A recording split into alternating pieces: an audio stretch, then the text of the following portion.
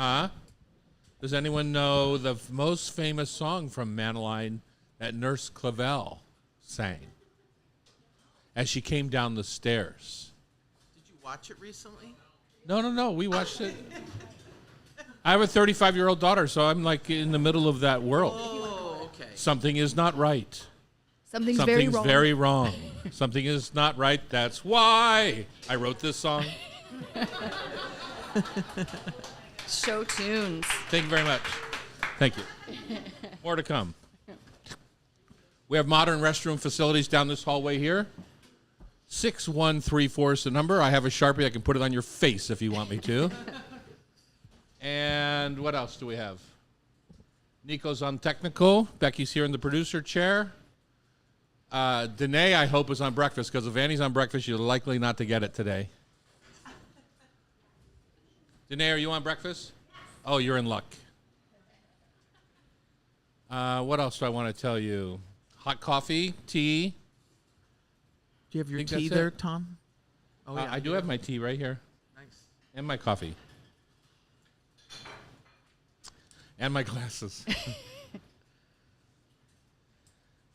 Wow, somebody got artistic this morning. Yeah, was that you, Bridget?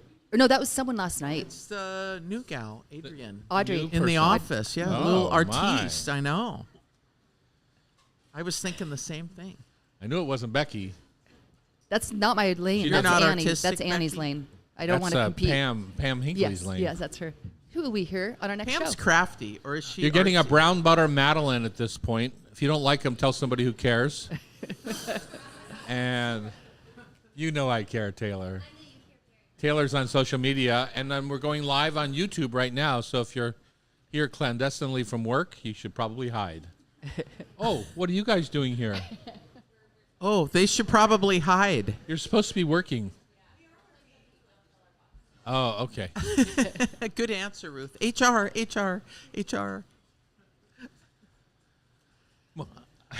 Is Bridget the motivator this morning? The clapping motivator? I am. Show them what to do.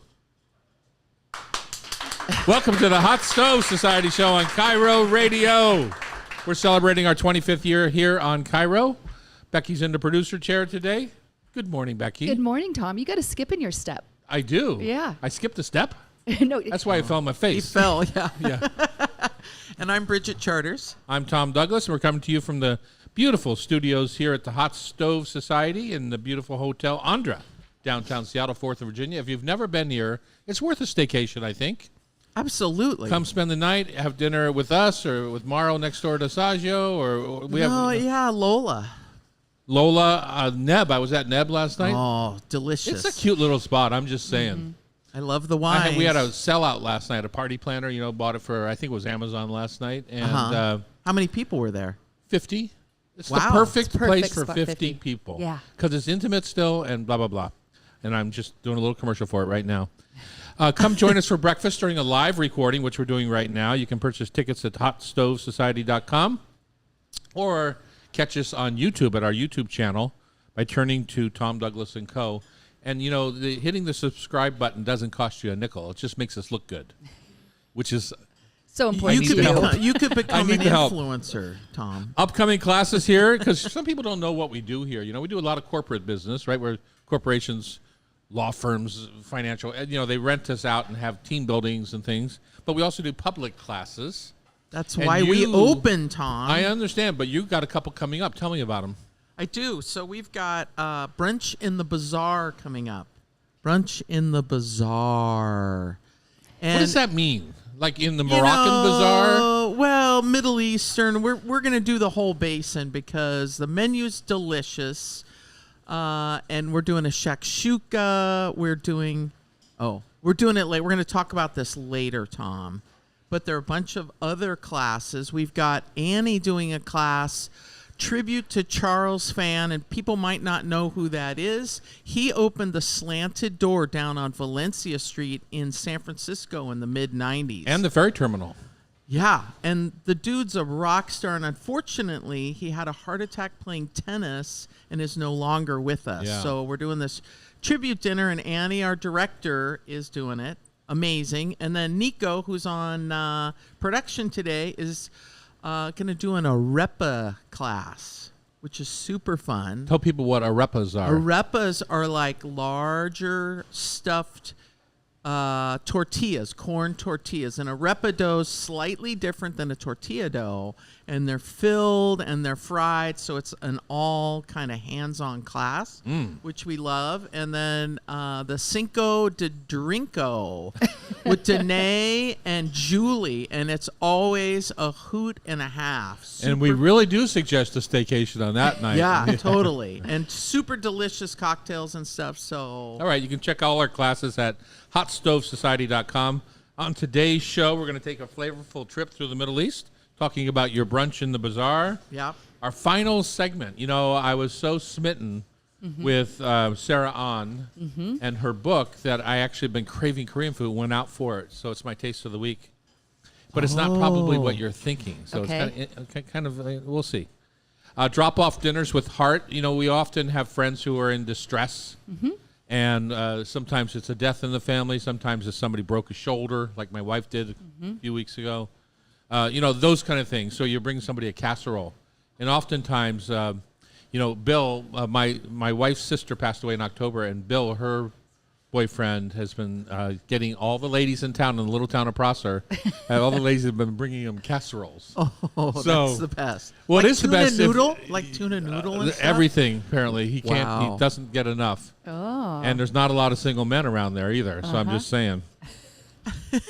Too soon. Too soon. So drop-off dinners with heart. What would make a nice drop-off dinner? And do you have to put it in a to-go container, or can you expect to go back and get your casserole dish back? You got to keep Because then you're kind of the person who ate it is obligated to tell you it was delicious, even when it might not have been. So we're going to make sure We're it gonna is talk- yes, delicious, right? exactly. All right. Kim Carrick of Scratch Distillery in Edmonds is here to talk craft spirits and custom gin. Yum. Swirl, sip, and celebrate rosés with Todd. Tim Ormond, who used to work with us a million years ago, he had hair when he last worked with us, and mine was brown when he had last worked with us. Anyway, he's taken the job over at the what, Tim? Alderbrook. Alderbrook Resort. Lodge. That's Beautiful Yeah. Alderbrook Lodge. right. Resort and spa on the Hood Canal. I love Hood Canal. And he has been everywhere in the world. Uh-huh. Worked with all the fancy chefs, and has decided deep in his heart that I'm the most talented chef he's ever worked with. So we were going to talk about that because he was out with OMG. John George and all the fancy folks. But in reality, your fancy is right here in front of you. Okay. Don't you forget that, Becky. And of course, we're going to wrap up today's show with Food for Thought Tasty Trivia, brought to you by Rub with Love Spice Rubs. Perfect. I will say on the way to work this morning, because Jackie's at the farm, I often stop at a little coffee shop on 24th in North Ballard called Mabel's. And my coffee this morning at Mabel's was perfection. Nice. Just a little dark drip, the bomb. I I'll went have back to and go. bought a pound of coffee because it was so good. No kidding. Because I make my own drip every day. Are you a so. black coffee guy or Dark black. I'm a Charbucks baby. That's right. But do you add any cream in the coffee or just No. straight? No, me neither. No cream, no sugar. No, I'm medium roast, Central American. Yeah, so you and I can't speak. We'll have to talk through the microphone to each other. My taste of the week is sort of a backhanded taste of the week, Backhanded, okay. which I want to make sure this doesn't come off negative because we had a really nice experience at this restaurant. It's a new one up on Aurora, 132nd or so. It's called Onmi, O-N-M-I. It's in the old Outback Steakhouse restaurant that's in the parking lot of the Amazon Fresh and the Ross Dress for Less. And Where's that? What's the cross? 132nd. So Elliott Motors is right there at 130th. On the okay. So anyway, we had a delicious supper there. And we had the barbecue where they have the barbecue right in the middle. And because we've been talking to Sarah Ahn for the last month, it feels like I've just been craving Korean food. So we went out for Korean barbecue. It was perfect. They were so busy and then understaffed, like many restaurants And it's are. a big space, right? If it Big was the Outback, space. it would Yeah. be yeah. Big space. Was it busy? They had two waiters for, I would say, 125 seats. Oh, brutal. So yeah. they weren't full, but Yeah. it was busy. And Korean barbecue takes a lot of effort, right? You got to set up the whole burner at the table. You got to bring out the banchan. You've got to Lot of light dishes. it, Get the different cut meat, it, cook the it. seafood, yeah. And I cooked my own and I was the only one in the whole restaurant that was cooking their own that particular night because the waiters come by and want to cook it for you. Got it. I thought that was part of the fun. I agree. Yeah, that's the places I've been. We Yeah. cooked it ourselves. I'm sure some people did a little bit. Some people, the waiters start everything. Anyway, I said, get away from my table. I'll cook my own. But Did you say because exactly of Sarah that? Ahn, No. I did. Because of Sarah Ahn, because I was trying to help them. They were swamped. Yeah. I ordered the kimchi pancake. She liked the Oh, kimchi yes. stew, which was on the menu. Yes. But I ordered the kimchi pancake because that's my favorite. Oh, you talked about that. Yeah. It was terrible. Oh. It was the only bad thing on the table that night. And I don't mean to talk about it in a like in a whole restaurant like bad way, because we had a delicious Just don't order time. that again. Yeah. Well, here's the question, and this is why I'm bringing it up. I think especially in a cuisine that you're not the most comfortable in, that you don't know a whole lot about, when you have an issue, like in my restaurants, if you don't like your eggs over easy, they're over well or something, you send them back, right? I think in a Korean restaurant for a Caucasian person like myself, it's often a little more difficult Yeah. to make the decision to send it back. You just sometimes just choose not to go back to the restaurant, which this particular dish would never stop me from going back there. It was Right. just a question I had. So anyway, I said to the guy, I said, now this pancakes just seems very gelatinous to me and undercooked. There was no brown on the top, no nothing. And he said, oh, no, that's the way it's supposed to be. That's typical. And so I don't know enough to argue. He said, but I am going to take it off the bill, which was very professional on their part. Right. They did. So I go back and I start looking up Korean restaurants, and I start looking up kimchi pancakes, and they are all browned. Okay. And they said, this is how you get a crispy edge. There was no crispy edge. So it's like, I think it's difficult Yeah. for a white guy like me to go into there and somehow think I know their cuisine better than they Right. do. But you have to have the confidence, whether it's in my restaurant or in theirs, to say either this just isn't what For I you, expected it right. to be, and they should take it off the menu or take it off the bill. So most of the times they don't. I would say when you're not comfortable in their cuisine, they just kind of disregard what you have to say. In our restaurants, we would definitely take things like that off the bill. But I will tell you, if you order a kimchi pancake, everything online says crispy edges, nice and brown. All the pictures are nice and brown. And this was 100%. They were in a hurry in the kitchen, I know. Yeah. And they were swamped. So it's just It was just, be confident. That's Don't be a jerk. I was perfectly Right. nice about it. I Right. said, there's no reason to take this off. Maybe it's just I don't get it. But talking with Sarah Ahn, I feel more confident. And having eaten Korean restaurants for 30 years, Yeah. I'm more confident in that world. So and you couldn't just solve it by putting it on the burner? I guess I could have tried that. No, Yeah. But then it would have made a mess of the burner, and then maybe not. I don't know. It was not a bad idea. I do think they're supposed to be a little bit wet and pasty because they are full of kimchi. Now I'm curious. I want and to try one. flour Uh-huh. and eggs, you know. So, but I think when I think about latkes, or I think about other things that are pan fried like You need that, a crispy edge. You need a crispy edge That'd be like a and a brown top. scallion- Brown is flavor. scallion Caramelization pancakes. is scallion pancakes. Gotta have a little Okay, you have a golden- minute, Bridget. I can talk about it later. That was pretty long. That was Tom. a minute. Anyway, so that's fine. You can That's a talk good about it lesson, later though. in the bazaar segment. But Yeah, actually, because mine relates to the actually giving nice meals to people that are sick.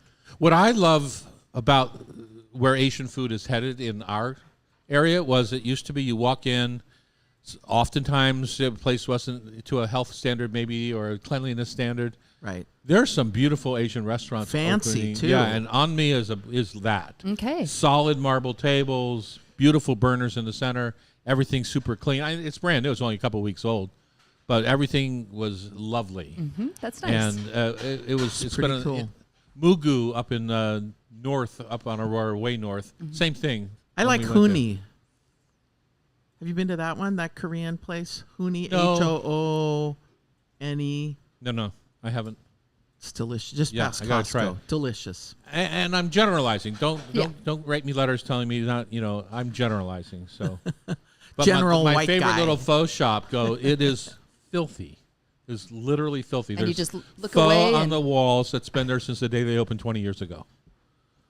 Ew. What do you mean faux on the wall? You know, people have fuss splashes. Like you get it on your shirt as soon as you take your first bite. That's happening to the walls too. I'm just telling you. Okay. Am I wrong? No, it is. It does. Fuss splashes. That's why they call it soup. When we come back, Rich is going to take us to a bazaar on Cairo Radio. It's the Hot Stove Society Show, 97.3 FM.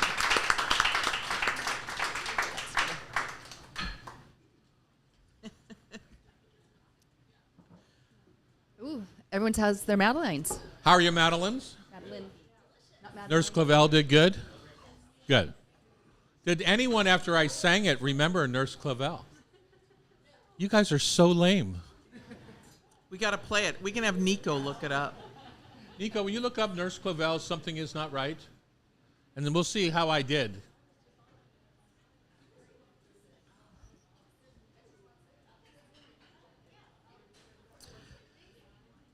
Play it really loud. And then Tom will sing along.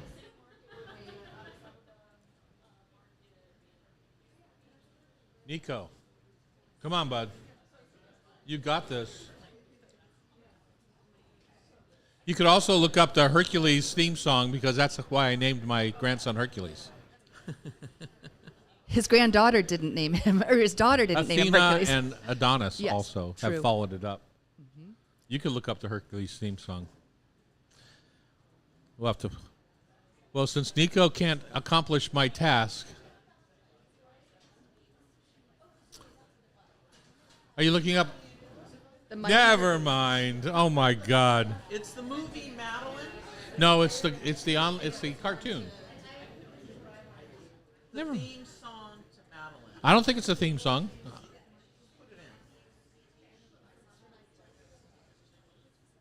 Oops. I've got the lyrics right here.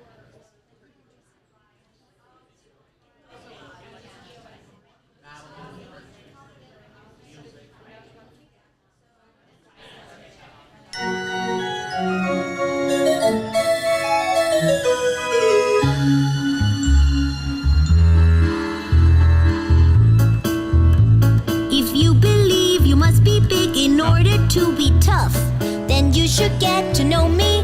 I'll teach you others. Something Is Not Right, a song sung by Miss Clavel in the original special.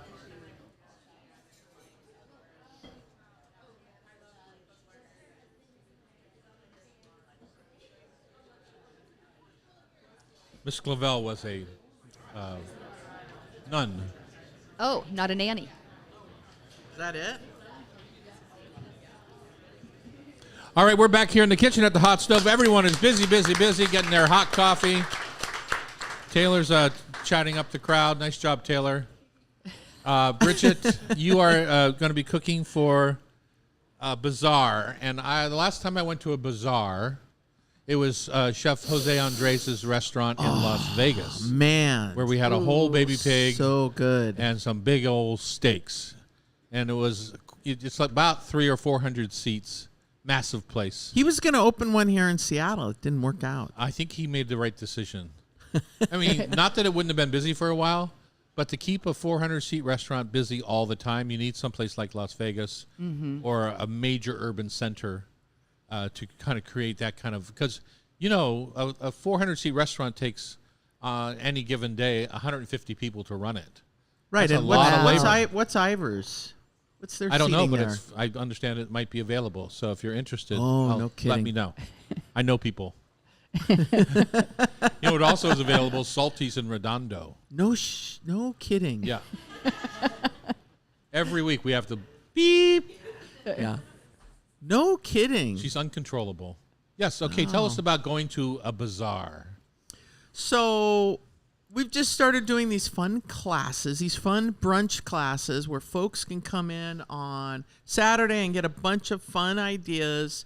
And we're all about do some fun meals, invite guests over, learn it in the class, and then take it home and have folks over and cook all the food from the menu. It's great. Yeah. It is great. And so we've been doing different brunch classes like English muffins where they learn to make their own, different types of breads. We've done, I think Danae's got one where she's going to be making your schnecken, your cinnamon rolls. Somebody stopped me in the grocery store the other day, and they say they make my grandma's schnecken from the book Oh, that's all the sweet. time. They're delicious. And it's a hard recipe, I think. Yeah. It's very Well, I mean, tender it's complex, dough. yeah. It's complex. It's very tender dough. Yeah. So there are all these things, as you say, confidence in the kitchen, and we love that, and we love the whole concept. And I'll adjust the class and make it more hands-on. What the heck, because it's all easy stuff. So the menu is we're doing a fattoush salad, Which I love. crunchy and delicious, and the croutons in it is old pita bread. Uh-huh. And it's toasted with olive oil, and they're crackery and nice, but it's crunchy lettuce. Well, it doesn't and- stay crunchy for long once you dress it, though, right? Well, but it's lightly dressed, and Okay. so it's wonderful, and it's olive oil and lemon and bell peppers and such. Lots of parsley. Yep. And then, and the fattoush is that riff on the peasant salad. And so we'll talk about variations on that. And then the other one is a shakshuka, which Tom loves. Had it for breakfast this morning at Lola. Perfect. And this one, though, everybody, when they hear shakshuka, think tomato sauce. But there are shakshukas that are green that have all kinds of wonderful vegetables. And this one's with zucchini, tomato, basil, and some Middle Eastern spices. Super delicious. And the beauty of this, if you've got guests coming over for brunch, the base can be made, and then you have all your veggies. It's a quick saute. Right, or drop Get an it all egg, ready to go. Drop the eggs Crack in. a couple eggs in there. Bam. I find that dish to be easily manipulated to too much. So, for too example, much flavor or too much too sauce? much. Like we even had the problem sometimes downstairs. Not very often. Like today was perfect, but they can put too many onions, too many peppers. It becomes it. this kind of thick stew, and it becomes like when you take a bite, you're eating a big bite of peppers and onions rather than a nice melange, a nice Egg melody. with all that. Yeah, The mix. Yeah, so that's the goal. And then the other thing is we're going to do chickpea and cauliflower croquettes, and they're super cool. They're kind of like a falafel, except the beauty of these is they're made up, and you oil sheet pans, and they get baked off in the oven. Perfect. You don't have to deep fry So you 'em. can make them in advance and then just pop them into the oven, and they're crispy and crunchy and delicious. We'll do a little sauce with that with a spiced yogurt, and then these rolled date cookies. And this is Danae's recipe, and we'll use the nice medjool dates, and you make this, and like everybody's like, dates, no, it's so delicious. I don't know why people would be that way, honestly. Other than maybe a texture issue, it's like eating sugar. I mean, there's a reason why they have date sugar, right? Right. Yeah, it's they're completely benign from a flavor perspective, and Well, but we but they were are down- a little sticky when you eat them. Yeah. Tom, we were down, sidebar here. We were down in Palm Springs as kids with my parents, and it was back in the day when there was nothing down there. Dad took us to this date farm, and he's bombing around Palm Springs because he loves to golf and stuff. We're young, and he gets us date shakes. You were And- young once. Yeah, I know. Same with you, dude. And so anyway, I don't know.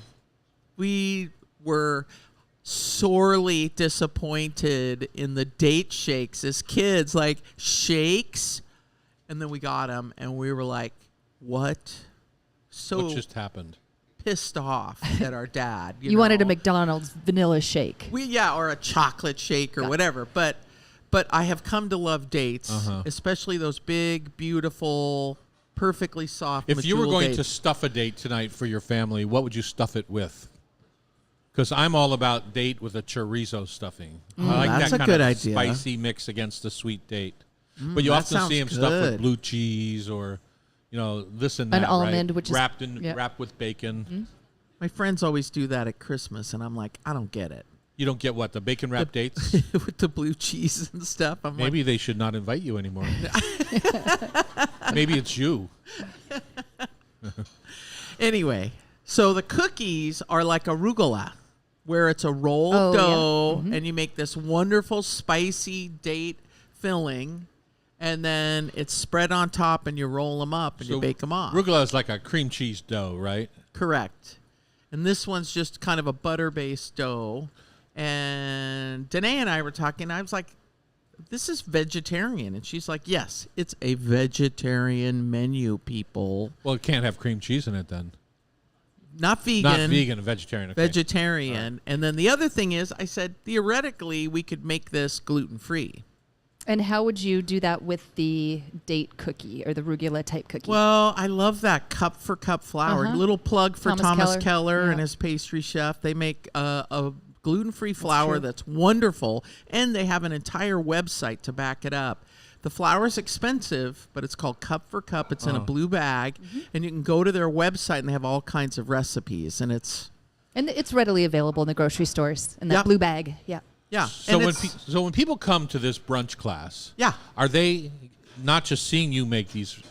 Are they getting to actually make any? They're going gonna to make it, These yeah. are hands-on events. Yeah, we're gonna And so, are they do- then going to sit down and eat each of these items? Yeah, so we time it so that, they'll pop their shakshuka in the oven, and then we'll start prepping some other things. We'll get those cookies in the oven. They only take 8 minutes. So they'll have all these wonderful things to munch on, and we like doing that last half hour or so where everybody gets to sit, and it's community, and you sit around the table and talk to these people you don't really know. Yeah. And chit-chat and Super have a fun. wonderful time. It's really See, nice. that would freak me out. I'm not a good cold caller. Yes, What do you mean? are. Sitting around with yes, people I he don't is. know. No, wait. Don't listen to Tom. I've seen him shucking down at... Well, he's I'm doing much stuff. better. Seatown. I'm Yeah. much better with a little counter in front of me. Well, this is a counter. Okay, I'm not scared of these people. Look how mean they look, and I'm not scared. There you go. So you're shy, huh? I tend to be shy, yeah. Oh, interesting. Although I would say I've taught myself how to not be. Our when HR person over there is shaking her head. Oh, really? Yeah. Well, I guess we haven't had issues lately, or she would know me better. well, that Notice sounds I like said fun, and lately. that's on. I didn't say I've never had HR issues, but lately. You're an honest guy. And that class, Bridget, is on May 17th. Yeah, we do it on a Saturday. It's great. And You know who have has goodies to take home. And my favorite fattoush salad is at M Bar. Where? M Bar, Up there on M-Bar, the top one floor. down at South Lake Mm-hmm. Union. Yeah. Wasif, and I just go there Rosé. for cocktails. But Oh, I'll it's try good the too. I haven't been fattoush. there in years, I got to say. Roof deck. The M-Bar. roof deck's amazing. it is Yeah. beautiful. Yeah, and it's fun on these hands-on classes. More often than not, you've got goodies to take home with you, and we love that. I'm glad you clarified that, because typically when you have a class and you have enough to have for brunch, you don't get a take-home with you. But sometimes there's extras, is what you're saying? Yeah, we've got, the cookies or the croquettes, Yeah. All right. Brunch in the Bazaar, class with Bridget on May 17th. Up next, the final, I'm so sad, the final part of our 4-part series with Sarah Ahn, A Korean Mom's Kitchen Wisdom and 100 Family Recipes. The book is called Oma, as she kept correcting me. Oma, not Uma. UMMA. That's all when we come back on Cairo. It's the Hot Stove Society Show, 97.3 FM. E.T. did a little reel I saw on it. Bonchon. Yeah. And she was saying punchon, or she was saying it She different. was saying, How was same she with saying it? bibimbap. She was saying, like a P bibimbap. instead of a B. Yeah. yeah, so I think they pronounce B's. Is anyone Korean in here? I think there's a little pronunciation on B's with P's. Yeah. All right, we're going to watch the screens and watch this episode here. Go. Welcome back to the Hot Stove Society radio show. My name is Tom Douglas, and I'm continuing our interview with Sarah Ahn, talking about her new book, Uma, A Korean Mom's Kitchen Wisdom and 100 Family Recipes. She, along with her mother, Nam Soon Ahn, have a million videos online. The love between the two is obvious. The deliciousness between the two is obvious. And last week we talked a little bit about kind of some of the Korean dishes that have morphed over into American pop culture, like bibimbap and Korean fried chicken, the barbecue restaurants, all that kind of stuff. This week I want to talk about banchan, because I think it's one of the most surprising things for Americans when they walk in and they have this big platter of raw meat, and they have to kind of barbecue it themselves. But what they do get is all these little side dishes. Sarah, what is the tradition behind that? And I know in your book you have a million of them, and I want to know some of the traditional ones, and then maybe ones that you think are surprising and that you love. Yes. So for those who don't know, banchan is a side dish. It's those little side dishes, like Tom mentioned, that you get at Korean barbecue, and they make up a good majority of a meal. Now, where it stems from, I actually don't know. It's something that we Koreans have always done, and it's just a thing that I never even bothered to ask. So that's a great question that I'm going to have to get back to you with, Tom. But there's traditional panchan and there's a bit more modern panchan that has been coming out as of late. A traditional panchan would be something like seasoned soybean sprouts. In our recipe, I don't know what page it's on, but my mom, she's very used to that traditional taste. So she kind of jazzes it up with a bit of imitation crab in there, and it makes it 10 times better. That was on page 51, Tom, if you want to see it.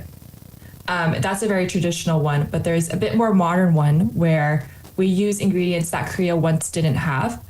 This could be such as our marinated avocado. This is where my mom marinates avocado for 1 to 3 hours in this delicious soy sauce blend that we formulated together. And avocado was something that Korea didn't have until the early 2010. And so that's a take on a modern panchan where my grandma never tasted it, but these days the Koreans are. I go back to your bean sprouts. You know, my new go on, I love pickled plants and sprouts, and I mix them with the Loganma spicy chili crisp, and it makes it great with this. Yes. Tom, I think your mic went out.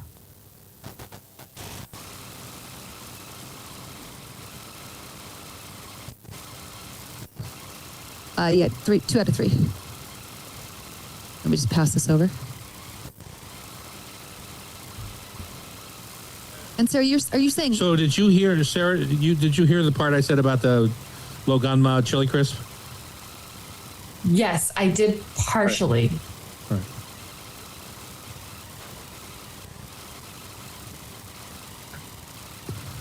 All right, I'm just kind of, we're talking with Sarah Ahn, we're talking about banchan. I call it banchan. You called it something a little bit different. It almost sounds like it's a panchan. Is it Panchan. Okay. So we got to pronounce it correctly. So the traditional ones, when I ordered Korean barbecue, the traditional ones that I remember coming out, there's always maybe a little potato salad. And these are just kind of ramekin, or what we call in the industry monkey dishes, full of potato salad or egg salad, sometimes seaweed salad, sometimes a little steamed spinach, the blanched bean sprouts, a little fish cake, maybe some omelet of some sort. Yes, all in our book. All in your book. And those are traditional everywhere? I would say so, yes. My mom grew up with them, but they're also affordable for restaurants to serve. So that's why you kind of see that more often than something like we have a squid panchan that uses dried squid. That's a bit more expensive, so you'll see that less at like Korean barbecue restaurants. Well, Oh, go ahead. And like recipes, like we have braised burdock root, where a burdock root, I don't know if you've seen it, it's a very thin root, and you have to really use your knife skills to cut it into these little strips. A restaurant's not going to, it's too labor intensive for them to make that. Right. And how much of them can you make ahead? Like if you're having your own Korean barbecue party yourself? I mean, if you want to impress guests, I recommend making it the day of. But if you want to make it ahead, maybe 2 to 3 days, but it won't be at its prime. So you're really into the freshness of it. Always, yeah. One of my favorites that comes at one of my local places is jellyfish. Jellyfish. Oh, nice. I don't think I've actually tried that yet. Yeah. It's just essentially it is dried jellyfish that's rehydrated. Right, Yeah. Okay. So what's the texture like? It's chewy. Oh, okay. Yeah, it's chewy. Now, of Wow. course, Where do you get served that? I've never come across it. Hannam, I want to say the name is name of the place. It's got a nice, cute little pig logo. Wow, you're more Korean than me. So those are some of the traditionals, and I will say, like on potato salad, you would think that being Korean potato salad, it's really much what an American would consider a potato salad also. Yeah, we don't have that in our book. We have our own version, which is braised baby potatoes, where it uses soy sauce and gochugaru to season it. Yeah. So tell us some of the newfangled versions. When I looked at your book, there were some ones like that were kind of, they sounded awesome to me, and I couldn't wait to try them. So in our book, we have the marinated avocado, which I mentioned earlier, because avocado didn't come into Korea until the 2010 era. And so that's a new banchan that you're seeing modern Korean cooks make, something that my grandma didn't grow up with, but something that my mom's making for her kids and what we grew up with. But there's also North Korean recipes in here because my mom's side of her family was from Northern Korea before Korea split, and then they had to migrate to South Korea. And you'll find things like cilantro kimchi, which is the informal name for seasoned cilantro radish shreds, where it's a very special recipe from the secluded country, which we don't know much of and what they make. One of all these things, but I love the omelets. You in yours, you have the rolled omelet, the Jeonmari. Keranmari. Close enough, Tom. Yeah, exactly. So it says in here, and your directions are really good. I use an 8.5 by 7.5 inch nonstick Korean omelet pan. Square or rectangular omelet pans of a similar size, which is, I find personally more Japanese for tamago and things like that. Mm-hmm. Most important thing is that your pan be in good condition and not be scratched or worn. So I think making that perfect little rolled omelet is such a fun treat to perfect. It's like perfect sushi roll. It's an art for sure. I love watching people do it and need to learn. It just goes to show you what Korean moms will do. Like an omelet, you could just scramble it all up, cook it, serve it. But these Korean moms will go that extra step to create this rolled beauty that, would taste maybe otherwise the same. It just goes to show how much work Korean moms do for their kids. What about Korean dads? What's the culture for cooking for men? It's becoming more and more common for men to cook, but I will say Korean cooking has been really rooted and founded by the Korean women, as in many cuisines. And back then, when they made kimchi, they would make it in one big gathering known as kimjang. And the men, what they would do, because once they finished the kimchi, the women would put it in these big pots, this big earthenware pots that go into the dirt to ferment because they didn't have refrigerators back then. So the men would use their physical labor and power to dig up about 4 feet into the ground and dig all that dirt out and then put those pots in. So it's definitely community building activity, but the men and women had different roles in that. Yes, back then, yes. Okay, we're going to drop off a punch on for a second, and I wanted to get to one more thing before we let you go. This being the last of our 4-minute series, and I only have 2 minutes, but Korean pancakes. Ooh. The big pancakes. I love the kimchi version. Tell me about those. It seems like every table has one on it. Oh, my mouth just watered thinking about my mom's Korean pancakes. There's different pancakes. There's kimchi pancakes. There's vegetable pancakes. There's ones that have seafood in it. There's those Korean sweet pancakes. That's a dessert. It is considered more so a snack for us. And particularly with the kimchi pancakes, that was one of the few snacks my mom grew up with. And back then, Koreans, particularly her family, would have to load it with flour because that was the only way they could make a lot and make their stomach full. So it's something that she grew up with.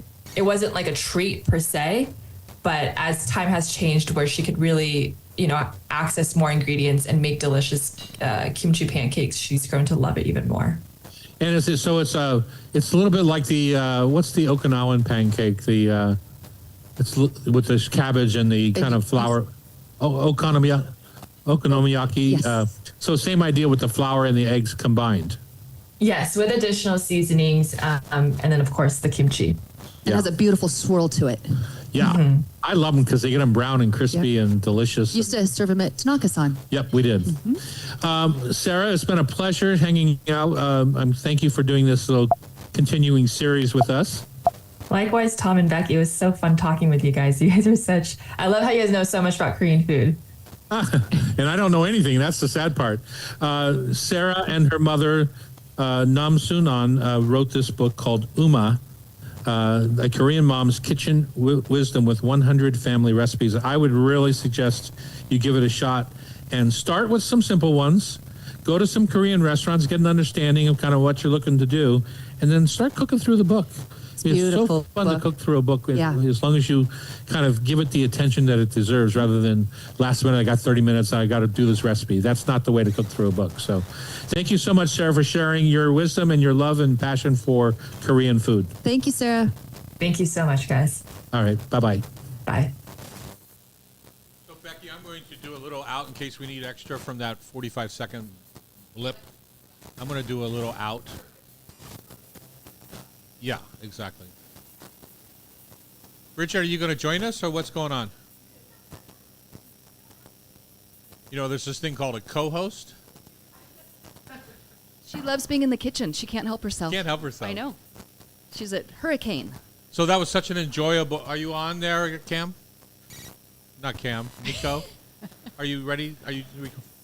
So that was such an enjoyable adventure going through that book. Yes. And, you know, Mother's Day is coming up. Mm-hmm. So what better book to buy than which is a Korean mother's recipe book for your family, right? And, you know, we didn't talk about their special relationship. It's pretty wonderful. And going back to my opening, my little rant about getting a brown and crispy edge on a pancake, Sarah just confirmed that that's you were exactly right. what. Yeah. Now, here's the thing. I will say, going back to that for 1 second, was every restaurant's got their own choice of how they want to do it. So maybe this is exactly what me wanted to do, and maybe I'm just full of baloney. So I'm always willing to listen to that and accept that. Okay. Because I'm a large person. I have very large shoulders, and I can be right or wrong. Or you could just order it and say, extra crispy, please. Well, now that if I were to ever do it again, for sure, I would say Yeah. that. Yeah. Okay, that was good fun. Drop-off dinners with heart coming up next here on the Hot Stove Society Show, 97.5, 97.3 FM. Sean, that little extra out was in case you needed more for the... I'm talking to Sean Dottori right now. In case you needed more for that 45-second interruption there. Okay, let's keep rolling. Here we are back in the kitchen on Cairo. Becky, this seems to be near and dear to your heart, and this Yes. seems right up your alley. Oh, does it? It does. Well, you're Yeah. thoughtful that way, unlike myself. I tend to That's be not true. a narcissist. That is so not true. You are such a hospitable, kind guy. Well, Tamara Murphy once called me a megalomaniac. What's that? I think that's when there's never enough. Is that true? Does anyone know the definition of that word? I had just opened another you restaurant. mean like Elon Musk? Oh, don't go there. He's more of a narcissist, I would say. And But I think. she was mentioning. She said that to me after I opened like my 5th restaurant. Uh-huh. It was just like, when is enough for you? Like Right. you're a megalomaniac. So, Okay. Now I got it. I had to go look up Yeah, the word that's- honestly because I didn't know it. Anyway, somebody has passed in your world, and you want to make them a nice dish. And Not the person that passed. No, the person that passed is not eating. Okay. I almost said something really bad, but I didn't Good for because you. I'm mature that Yes, way. Yes. Just ask our HR lead over there. Point being is that I think that there's a lot that goes into this There is a beyond lot. the feeding somebody when you're trying to give them sustenance in such a tough time. Yeah. So I guess my point is it time to break out your old lasagna recipe, or is it time to try a new recipe that you've never tried before? Great questions. Or is it something that you've tried once, you loved it, and now you're going to make it for them? And then on top of that, a second side to that is on the dish that you take it in. I hate Right. taking stuff in foil pans. Right. It just doesn't seem Doesn't feel homey good. enough. Yeah. I feel a little bit insecure about giving them one of my dishes that I love and have collected over the years, because now I have to go have that interaction like, was it any good or not? And they're going to lie to me and tell me it was great, even if it wasn't. Or is that a good time to buy a nice casserole dish that you're willing to leave there and give as part of the dinner that you've... That's a beautiful idea. That's a nice idea, Yeah. Tom. So I You would can go to Those- Marshall's and not spend that much on a Pier nice 1 dish. there's a lot of They're nice really inexpensive. Yeah. casseroles out That's there. I haven't never thought of that. It's a great idea, but be clear on the note that keep the dish. Keep the dish. So they're not burdened with that. But I would Because they start. can always just give it to Goodwill if they hate Sure. it. Yeah. Sure. I Or always you start could go with to Goodwill. like thinking about the person. What kind of food do they like? How many people are they feeding? So if it's good enough that you're going to bring a casserole, you probably know them well enough to know that, right? Yes, Yeah. yes. Because I don't. That's true. I haven't done meal trains where you don't know the people. So I would start with really being thoughtful in what that person, are they a vegetarian, or, if you don't know for sure, ask someone that knows. That's a good one. Are they a vegetarian? And you bring them a lamb casserole. Yeah, that's Right, awesome. right. Yeah. So that's where I would start, is thinking about the person first and how many people they're feeding. Is it something that they're expecting? You want it to be something they can freeze and eat later? I was going to say, do you take it frozen or do you take it fresh? Right. Because you never know what kind of freezer they have, right? Right. Yeah. So it's one of those things too that it's not just a death in the family. It's somebody's had a baby, somebody's had knee replacement surgery, hip surgery. They can't move. They need a meal, and that meal train app, is it an app or is it a website or something? Becky mentioned it. It's called Meal Train. But I think about even friends that I have a good friend who does not like to cook, and she loves to eat. But so if I have something that I think is really healthy that she would love, then I bring that specifically to her. Oh, that's Are nice. you bringing it?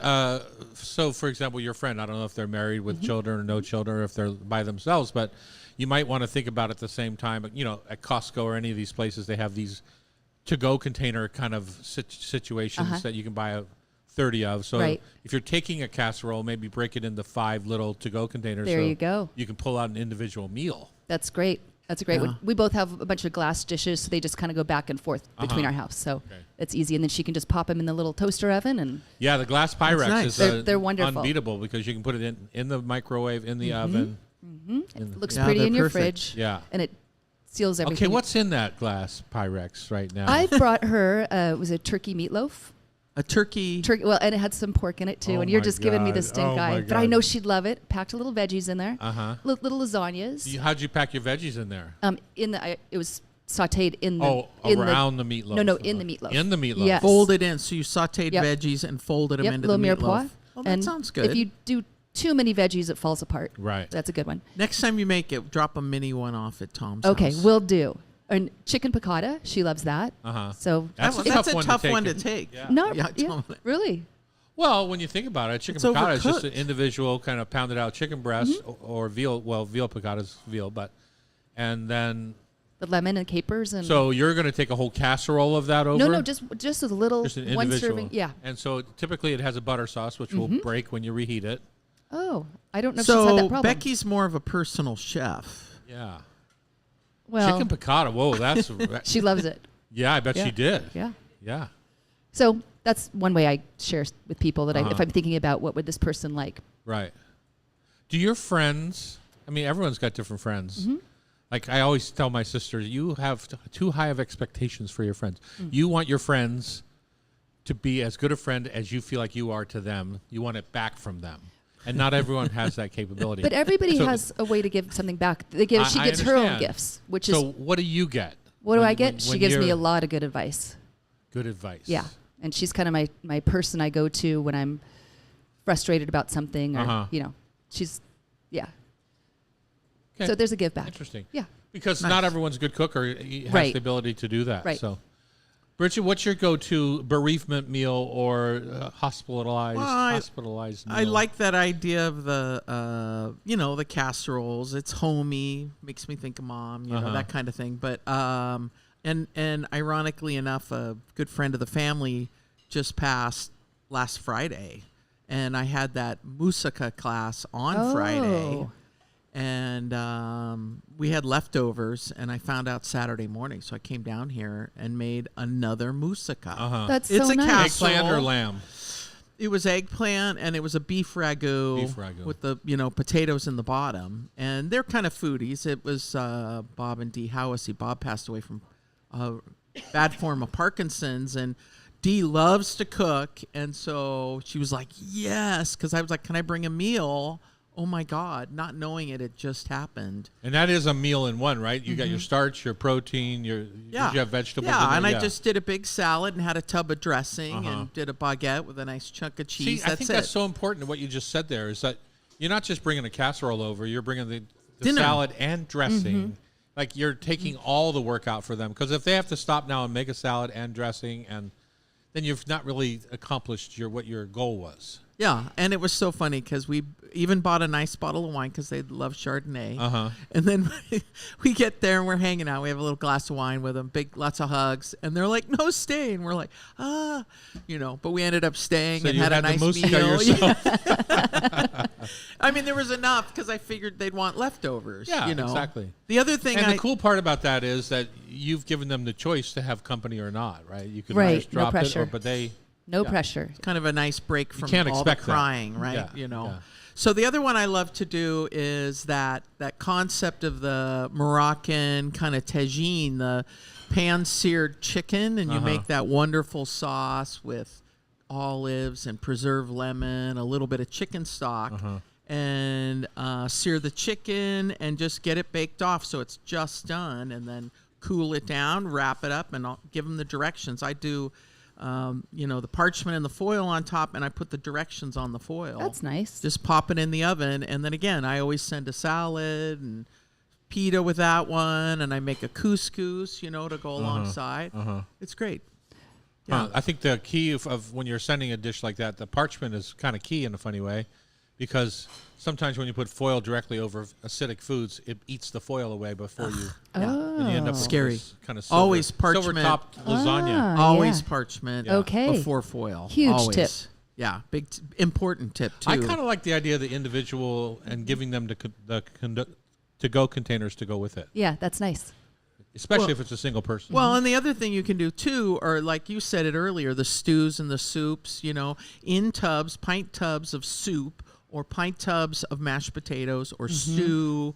Boom, it's all ready now, to is go. it callous if I were to take them all the stuff that's kind of running out of date in my freezer?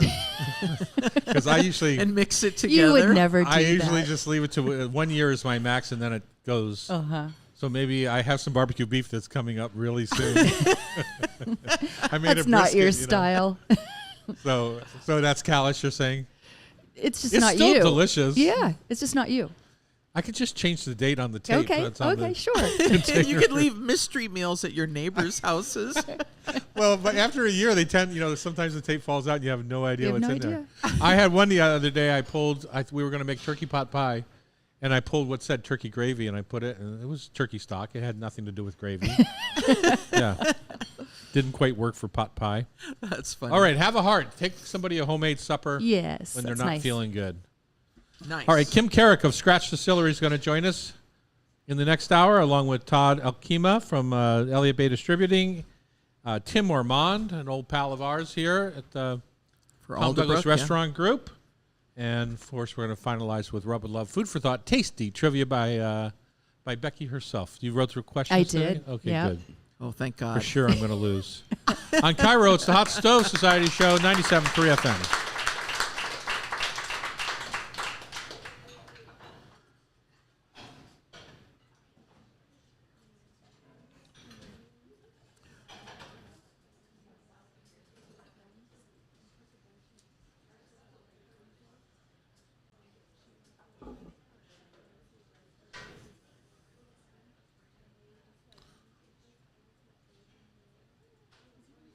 Hi. Are you guys getting ready for the rush? As people can't afford European booze anymore? That's the only good I can come of it. I You're guess. hoping, right? Anyways, this is what we're. Okay. We like to do that before we get on the air, so. I think it's coming around, right? Thank you. It's already portioned. Thank How you. was your breakfast? Yeah, really good? Oh, that's smart. Chef Annie, they liked your breakfast today? Okay. It's delicious. Kim, will you turn around and tell people what they're... Right yeah, right into there, it. Kim. Stay right on it. Right on it. there. Right there. Tell people what we're having in our glass here. Right now we are tasting our Edmund's Own whiskey. So I named it Edmund's Own because it's made in Edmonds, aged in Edmonds, everything right there. Cool. Okay. Sorry. I'm practicing. You nailed it. You're good. Enunciate. I don't have the loudest voice. So just lean in. What are we looking for? So this is spelt millet, wheat, and a little bit of malted barley. So unique grain bill. I wanted to do something that was different, not just trying to be another rye, not trying to be another bourbon, but just have unique grains, Washington grains. Spelt, you're looking for some lovely caramels, but also the millet gives it some honeys. There's kind of some nutty notes to it, and even ends in a little bit of cherry dark chocolate from the malted barley that's in there as well. You are completely lame if you don't get every one of those little flavor profiles. So, aged a little over 4 years. On the label it says 2 years because my very first barrel was only 2 years, but now all the barrels are coming out over 4 years old. Nice. Is that because it tastes better or because it didn't sell after 2 years? No, it was actually my first barrel was pre-sold, Oh, okay. 100% out of the first Tell barrel. people So what the angel share is in a So- barrel. Does so- everyone know? It's not just me tasting, but it is my entourage tasting, but it's actually just evaporation. So it depends on your climate, whether you have more evaporation of water versus alcohol. So here we have about 10% angel share. It's pretty significant, but Angel's share. yeah. Yeah, it's the evaporation. Yep, exactly. So, all right, let's do this. You were fantastic. Good practice. Right, right. Get all wiggled in there. You know, My own courage. when we closed all of our restaurants, a couple of our places had scratch products in them.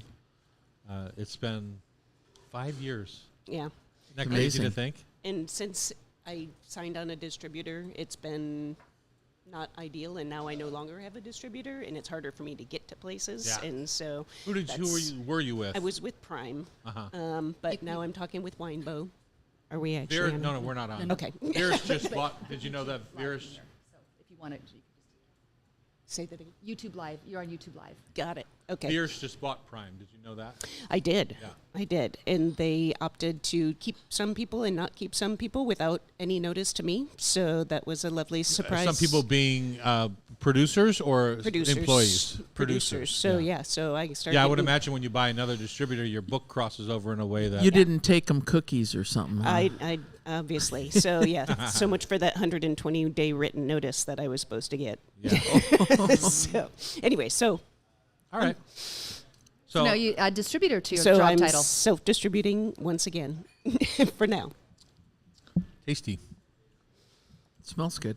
So 83 proof, so it's meant to be a nice, easy sipper. Can make lovely cocktails, but you may have to play Smells with wonderful. ratios. Smells so good. You know, I was reading reviews on a bourbon review site, and I didn't realize how much angst there was out there about bourbons that are watered down to 80 proof. There's a lot of bourbon heads that have angst about that, and it just seems like such silliness to me. It's like don't drink it. Like, Yeah. what's the big deal? It all depends on the individual spirit. So we try everything at like every single proof from like Yeah. a 40 proof range, and it's trying to find the aroma, the flavor, and the finish. So Where that it all trifecta, comes together where it at all whatever comes alcohol together. stage that's at. And it's right? amazing that one Yeah. proof can make a difference that you lose one of those three. It also cracks me up how bourbon heads tend to think that, oh, you have to drink it neat or it's not. And all whiskey is, especially Scotch whiskey, anything that you're getting at 80 proof has been watered down to 80 proof, right? So everyone's added water, and now you're not supposed to add water because it's not cool? Right, Because you're not hip? It's like, oh, come on. Can't trick you. Come on. You can't get an 80 proof just by magic. Right. Right? You have to water it to a Get the certain numbers. level. Think about it. Math. Okay. Ready? Yep. Okay. Segment number 2. Welcome back to the Hot Stove Society, hour number 2. We're still at the Hotel Andra in downtown Seattle, Yes. upstairs on the second floor, back in the studios here, the Hot Stove Studios. It's a beautiful place. You should come check us out. Kim Carrick is checking us out. She's of Scratch Distillery in Edmonds, Washington. You are the owner, distiller, and now dishwasher, accountant, and distributor. Exactly. Added yet It's a another. fun world, isn't it? Isn't it? Just like the restaurant industry, isn't Yeah, it? yeah. I got a call to wash dishes the other night. Thank the Lordy they found someone before I actually showed up. But you do if you have to, Oh, right? 100%. That's what I do. When you own a business, it's like, I love these people that say, you know, this is just my job. I have my life. It's like, What life? yeah. If you own your job, it's your life. Right. Yeah. Tell us about Scratch Distillery. Oh, let's see. And Edmonds, Yeah. which I used to call Deadman's, but now it's like super hip. I know it's missing a Tom Douglas restaurant, though. I'm just It saying. doesn't need any more I'm just restaurants. saying. Yeah. So yeah, scratch, truly making everything from scratch, hence the name. Seems kind of obvious once you point it out, but a lot of people don't realize that a lot of distilleries don't make the base product themselves, that they source other people making the base product. They may age it longer, blend it, or put it through the Right. still again. And So make they're a gin. getting neutral spirits, basically, spirit, and or then e- starting from there. Yeah, or even whiskey and just blending it themselves. So Some of the most famous brands in the world do that. They do. Nobody really knows. they don't. Yeah. And so Really? Yeah. Oh. that was my concept of saying, just calling it out, controlling the whole process and using, I mean, honestly, you have been one of my mentors in a way without even knowing it since we moved here in 94. I think Dahlia Lounge was one of the first places we went, and you were, what, 4 or 5 years old at that point? 10 at 94, yeah. Okay. Yeah. How time I'm flies. older than I look. So, but the kind of whole grain to glass instead of farm to table is what was, always being talked about in food, but I don't think it really had been talked about in spirits and in the liquids that we drink. And so I wanted to support the local farmers, Washington state growers, and so that's hence why some unique grains of spelt and millet, and that was kind of the original reason for the name anyway. Yeah, exactly. And you have brought us one, the whole audience is now on their lips, thanks to you. You've brought us a new Edmonds whiskey to try. Yeah, so Edmund's Own Whiskey, we've been producing it. It's our first whiskey we related. When I first opened, I'd never planned on making whiskey, aquavits, liqueurs, rum, most of the things that we make anymore, but because decided to focus on us and our place, our location, the community, the local part of it, has led me to just keep creating new things and keep Right. people coming back. You opened just to do vodka and gin, right? Yeah. So a base vodka to lead to those 2 flagship gins, what I call martini style and gin tonic style. They don't have to be used for those, but that's my imaginings where it's sitting on a shelf in a Total Wine and you identify yourself with, liking one of those particular. Nice packaging. Yeah. And so then everything else just came out of the creative process, Right. of trying to figure out the recipes. And So, Kim, it's my understanding, going back to Bridget's question, vodka and gin are exactly the same spirit. One has been altered with botanicals, right? so juniper. people that say, I hate gin, are really saying they hate vodka with botanicals. Yep. Okay, And because it is. They're both similar I spirits. didn't know that. Yeah. yeah, so gin starts as vodka infused with botanicals. Juniper has to be the highest percentage botanical in To it. call That's it what gin, to yeah. call it gin. Even in the States. Yeah. Speaking And they're of distilled from. It can be vodka can be distilled from anything that ferments. So it doesn't have to be a particular thing. The most common is wheat. That is what the basis is of our gins. We also do make a potato-based vodka. from Warden, Washington, From potatoes. yes. Yeah, My that's wife's family is from Warden, Washington, until the freeway went through and they paved over their house. Oh, lovely. man. And she probably knows they make and grow, I should say they grow more potatoes in that county than they do in the state of Idaho. Oh, really? Wow. Isn't that No, crazy? they're the Wow. Idaho's the potato state. And you have gardens outside your distillery, right? They're growing Yeah. a horticulture team that's making special. Yeah. And So there's one that you made a chartreuse yes, knockoff or so something I, like that. my latest spirit just released is called Liqueur Vert. Vert meaning green in Green? French, because of course we can't call it chartreuse, but it is basically meant to be a chartreuse replacement, which is very hard to come by and extremely expensive. I know why, because it's some very expensive botanicals, and also it's served at 110 proof, so used a lot more alcohol in there. But yeah, so we have some botanicals that I had them plant in the gardens right outside of the distillery, and so, but I started, it's the longest R&D product that I've ever made, so started in September, I think, so we still had all the summer garden stuff, and then when I went for the final iteration of it to release a month or 2 ago, here we are in winter, and my lemon pelingorium or geranium is no longer in the gardens right now. So I called them up, and luckily they had some in the greenhouses and brought Greenhouse, yeah. me some. So yeah, so there's reasons why it's a pain in the butt Color's to make. amazing. Well, Yeah, Murray thank you. Stetson, the famous bartender from here in Seattle, Yep. made chartreuse famous in Yep. Seattle, right? With his cocktail was called The Last Word, the last word. and it was chartreuse and Gin, gin and, cherry liqueur. They and call for Luxardo marasch- maraschino, right? and lime juice. And So lime. for us in the distillery, I just put on the menu this weekend the final word, Uh-huh. because it now uses 3 of our, because we have the gin, the martini style gin, the liqueur vert, our cherry liqueur, which is real cherry juice, real Eastern Washington cherries, Uh-huh. as opposed to artificially made flavorings, which some alcohols are Yeah. No infused one would with. do that. No one would do that. And then the lime juice. So come check out the final word. Well, I think it was really cool. Read about your genealogy. Is that and the Genealogy. genealogy, and we could just have a bunch of friends come up and make. Will you tell us about that program? So you can sign up for some open sign-up classes, usually 8 to 10 people or 6 to 10 people, or people can set up individual classes. But it's meant to be a customized gin for each individual person. So if you sign up for the full class, it's about a 3-hour-ish experience, and we do a historical perspective that my husband Brian is the orchestrator of, and then I walk through how they're going to taste the 33 things I've distilled separately. And so then it's a deconstructed gin, basically, a potential gin. And so then each person decides what they like and not like, and not in shot glasses, by the way. They taste them in individual straw tastes to decide and make good decisions. And then I counsel each one individual, and based on what their flavor profile was of the things they like to, they don't know necessarily that the florals and the star anise may not be the best combination. But so I help them work through that, and then we blend it, and they go home with their own recipe, and they can reorder their own bottle. Yeah. And the flavor comes through right away? Do you have to let it sit or macerate for a while? It's pretty much there right away, but in the next week it'll meld a little bit better and soften and kind of curate. And then I read that you hold on to their recipes. So if someone wants to really love what they did, they can just reorder it. Yep, you can reorder it online or call in, email. Yep. Really? That's cool. Well, it's a tough world out there. There's a lot of competition, and so I love that you're doing some things to kind of set yourself apart. Yep. That sounds super fun, like a great weekend with the boys or ladies or couples or whatever it is. Yep.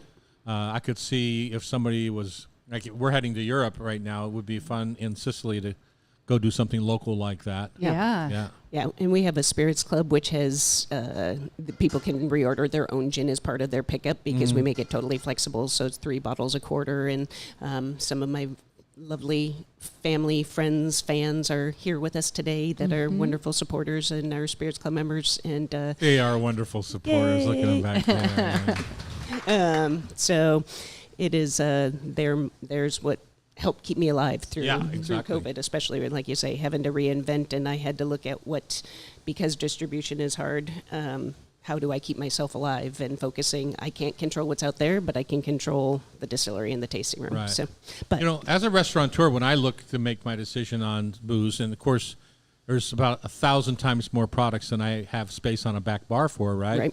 Bottle presence on a back bar. So if I'm sitting at the bar, and so let's just say the bottles are anywhere from 5 to 7 feet away.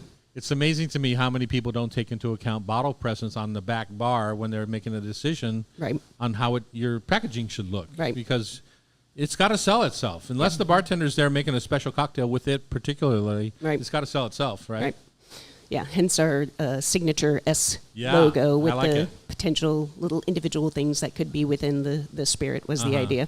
Yeah, nice job. Great. Nice work there. Yeah, it's beautiful. We went, I want to say it was COVID. We took our boat down to Edmonds and then just walked around and looked over. I think we were going to the museum or something. Yeah.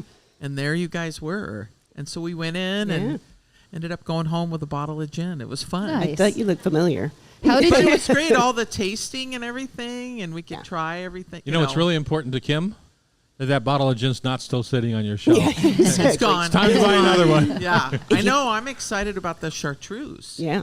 Yeah. I mean, the liqueur verte. There we go. Yes. And how did you get into making distills? Because you started in beer? So my campy answer is insanity, as like any restaurateur. But basically, I was a business major. I was not a chemistry major, but then I worked in a different industry. And then after moving here in the 90s, started getting into making beer, moving from Chicago. That whole industry was on the upcoming. Yeah. And then What a great restaurant town. Yeah. Yeah. But then we got really into wine. I got really into wine, and we'd go on nerdy little wine trips internationally, some of the countries you're going on vacation to. And then I worked for Sparkman Cellars on the weekend. And Nice people. Yep. Chris was super supportive and said, if you want to go the wine direction, great, but know that there's 950 wineries, and this was 12 years ago. Yeah. But gin's always been my husband and I's favorite spirit. So that's how we met. Our first interaction was an exchange of a beer for a crappy beer I was drinking in a pop can for a gin and tonic that he made and switched out for me, and the rest is history on that. That's wonderful. So decided, anyways, it was a couple trips to England instead to check out gin, and then I came back fascinated and started checking out the industry. What's your favorite English gin?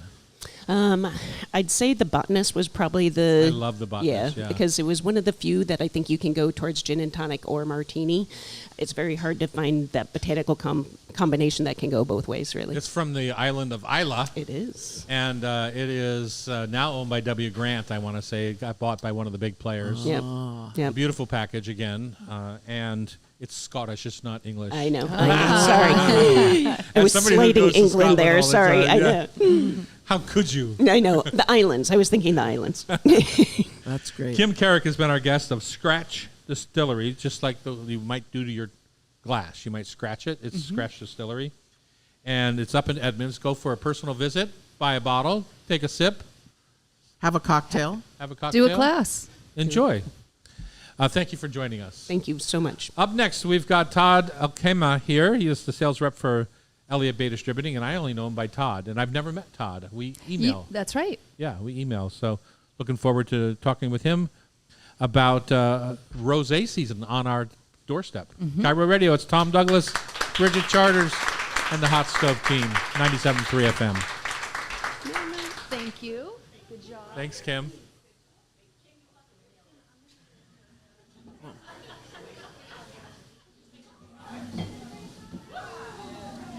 She's kind of bossy, Kim. Careful.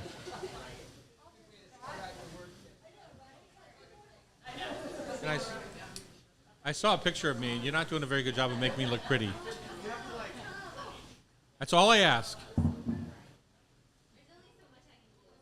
Oh, see? Love that. He just took a picture of your bald spot. I love how women always... She didn't even flinch. A lot of women just go, I don't have a bald spot. Oh, for a minute, I'm like, is he gonna Bridget, here's your left and right. Good to see you again. Nice to see you. How's it going? Coming back.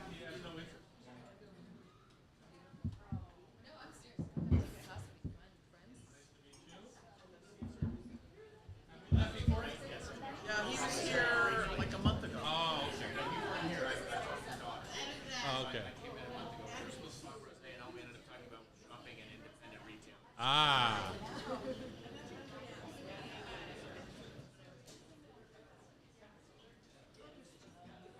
We want to No, have it's funny that you didn't bring the rosé that we sell. Yeah.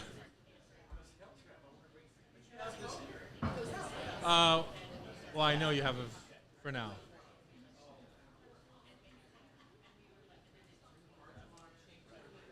They did. That looks good, right? Yeah.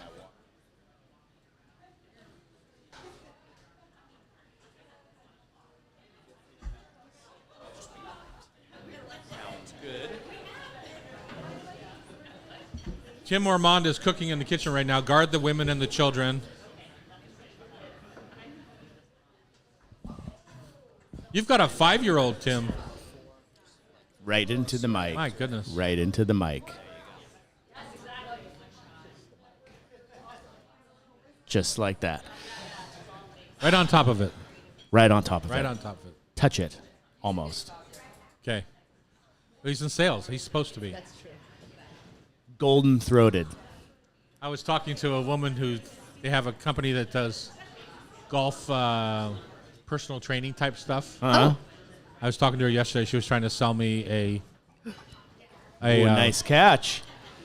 package for a 1-year package to start with them. It's like $5,000 or something. I say, well, Let's how just- much do you make out of this? Because she was just all about the sell. Yeah.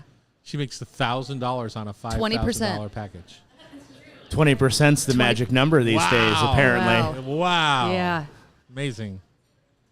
It's the 20%, And she's the not the number of trainer. She's- liberation. Yeah. But she's not the trainer. She's just the She's just the sales. salesperson. And that's a bummer that the trainers don't. I mean, she was talking to me from a gym. Yeah, you have the L'Ecole I've sent here. I know we do. So And we've had there's the Bargemon. I Yeah. just said we're not going to have it for long, is what I said. Oh, what rosé are we getting? it should have gone left and right. Look at the colors. The one that's pinker is the L'Ecole. I think you got. How much is that?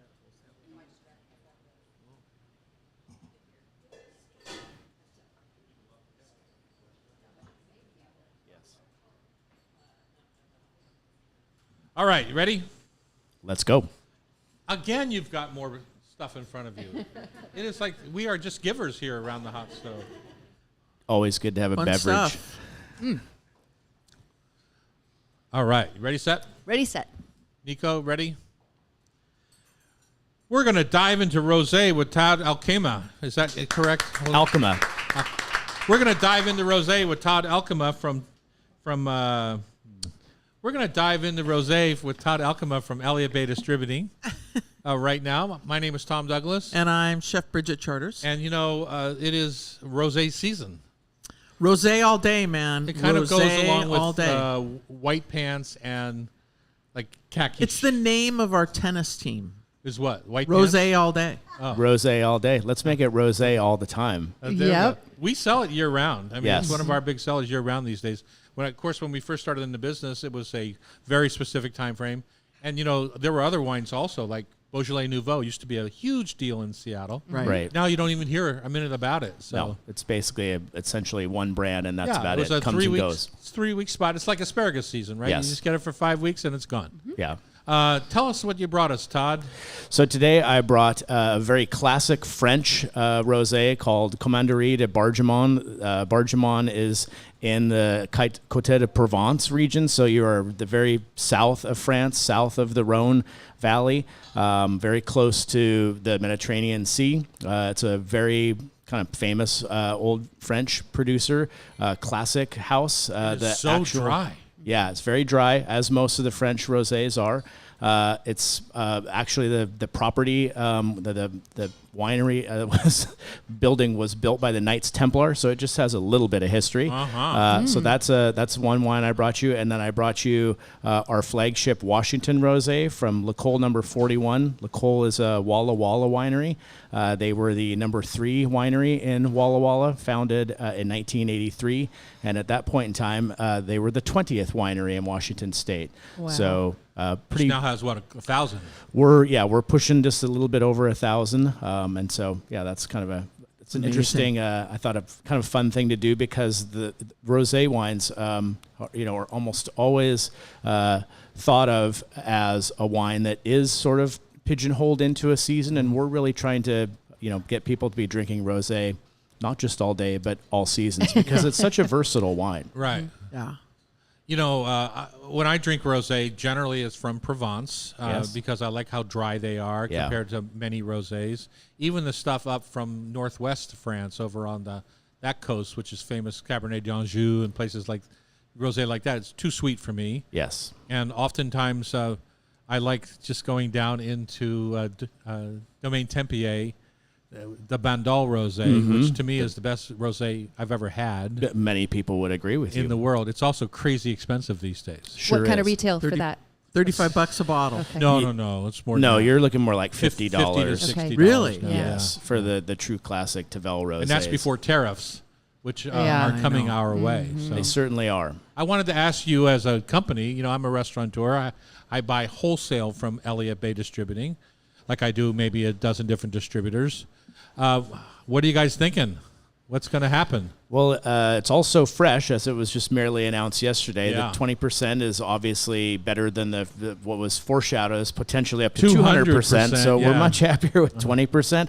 But let's just face facts. Everybody's going to have to raise prices a little bit because this doesn't appear to be something that's going to be a flash in the pan and going away. And we deal with a lot of family-owned and operated wineries. We direct import a lot of wines ourselves, and we will work with our winery partners to come up with some sort of compromise. But these Plan, people yeah. still want to get paid. Obviously, they're in the business of making money. It's a passion project for them, of course, but they also need to be making money, as do we. So we're on a wait and see approach kind of right now, because some of the wines that we bring in, an interesting one is the Bargemon that you're tasting. That is brought in by an importer. We don't import that ourselves. So because of that, there's another layer there where there might be some a Middleman. little bit of flexibility there.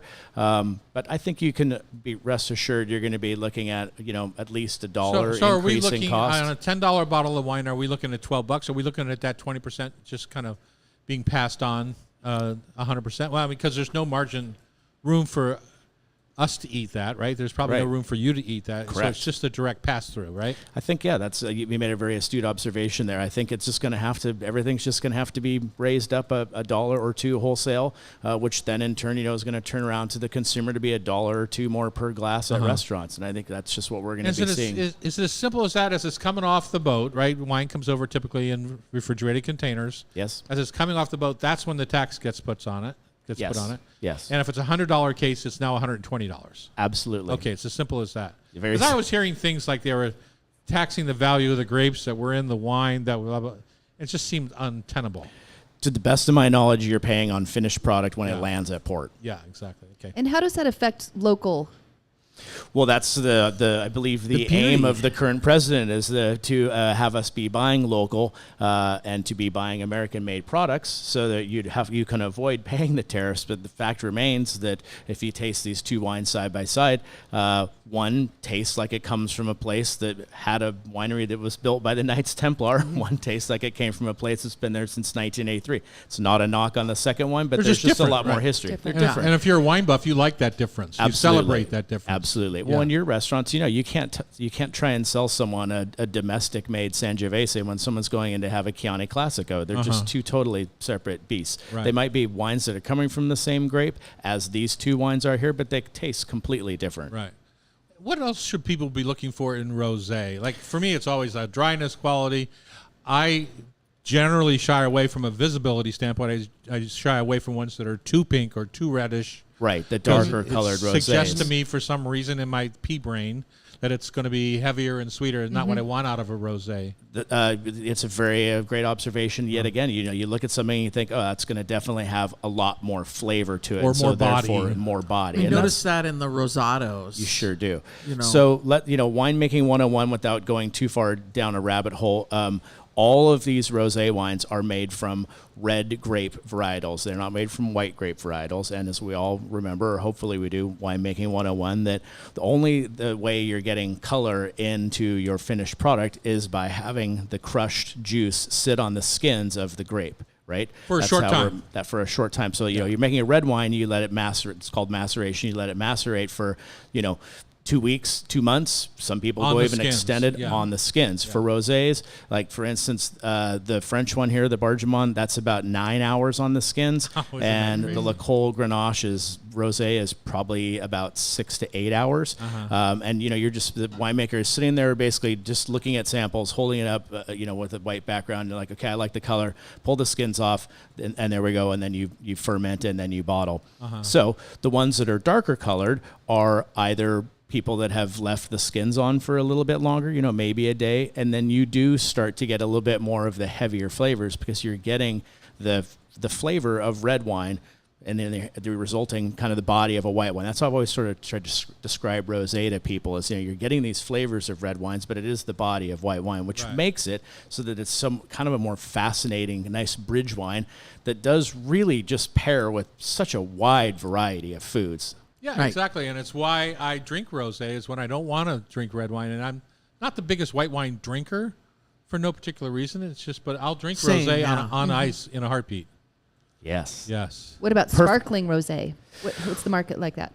Well, the sparkling rosé is basically a kind of a totally separate, different category because you're having people that are making wine in a champagne method style, and they're doing it in sometimes the same method, but typically when you're making a sparkling rosé, you're actually just taking a little bit, if you can believe it, of just still regular red wine and adding it to the Oh, interesting. the finished product of basically a white wine, and then that's why you have such a disparate amount of colors when it comes to sparkling rosé. Some are very, very pale, but kind of, I don't want to say apples and oranges, but maybe red apples and green apples would Okay, be like that a makes great, sense. Interesting. great observation there. Interesting. But back to what you're talking about with the color, that's what you want to look for. And you want to be going into the stores where you have buyers that are tasting the products to steer you in the direction that you want, or restaurants where the people are tasting, and they'll be able to tell you, oh, this is a little heavier bodied rosé, or this is a drier rosé. But basically, we just want to have people be drinking rosé all the time. And we want them to drink something that matches their palate. I mean, as much as we can help with that. Absolutely. Yeah, I mean, that's the It's key to any interesting. good wine service. Yeah, there's a big range too. Like my husband loves the Bandol rosés, but you can find some that are $10, $12 a bottle that are quite delicious. Oh, yeah, that's what these are. That's the beauty of the category. It really is, I want to say, one of the last sort of affordable styles of wine that does span a pretty broad breadth of different styles and flavors. Huh. Very good. Yeah, I would think both of these are under $20. Absolutely, Yeah. they are. Yeah, retail. 20 for the 20 high-end tops retail 20, probably more like 18 for the French, and for the Washington about 17 or $18. So just to be clear, it's Bargemone, Bargamon, and that's the Provençal rosé, and then Le Cole, L'Ecole. I think my friend Madeline Dow and her husband both are of that winery now, if I'm not mistaken. Oh, Nicole. That's At great. Nicole? Oh, Excellent. Yeah. nice. Means school in French, and it's in an old schoolhouse. It is, yes. It's right on the label. It's the old schoolhouse right when you drive into darling. Walla Walla. Can't Yeah. miss It's it. It's still a there. marvelous Yeah, place. it's beautiful. Yeah. All right, Great thank people. you, Todd, Thanks from very much. LHA Awesome. Distributing. Appreciate it. It's time to think about rosé season. I believe this show is airing on April the 18th, if I'm not mistaken. Yep. And so you're even closer to rosé season. I always Yeah. think of it as May 1st, kind of like boating season. Right. How about Easter? How about Easter? That's right. Easter's a week before that. Mother's Day, perfect. Come on. Get a Indeed. bottle of Go to your rosé. local wine shop and talk to the owners. Yeah. Bye Okay, now. Chef Tim Bye Armand now. is going to join us. He's the executive chef at Alderbrook Resort and Spa on Hood Canal, former alum of our company. We miss him terribly, although he doesn't miss me. He's here. He's here. He didn't even know I worked here. Just kidding. I'm Tom Douglas. It's time to go to commercial on Cairo Radio's 97.3 FM. You're never supposed to say that on radio, by the way. It's time to go to commercial because people... Okay. Thanks for the tip. Yeah. A little wine. Did we get enough? All right. All of our pictures must look the same.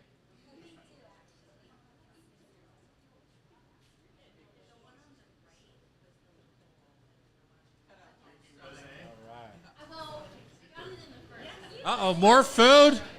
Oh, my lordy.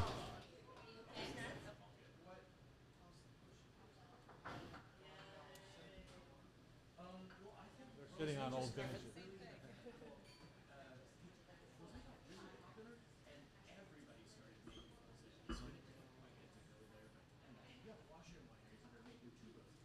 Yeah.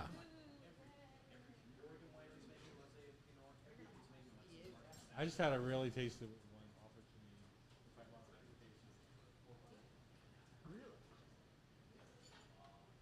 Well, the stuff that you And sell to pieces. There's not only a lot of products, but demand is down. Time to buy before the tariffs. Well, not local. It doesn't matter on local.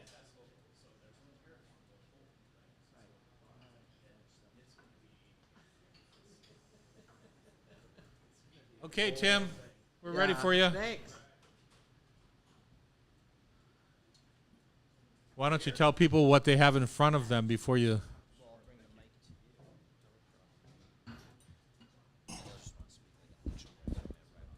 Sure. Right on top of it. Listen to me and listen to me. Yep. One is the voice of God. Oh, really? Yeah.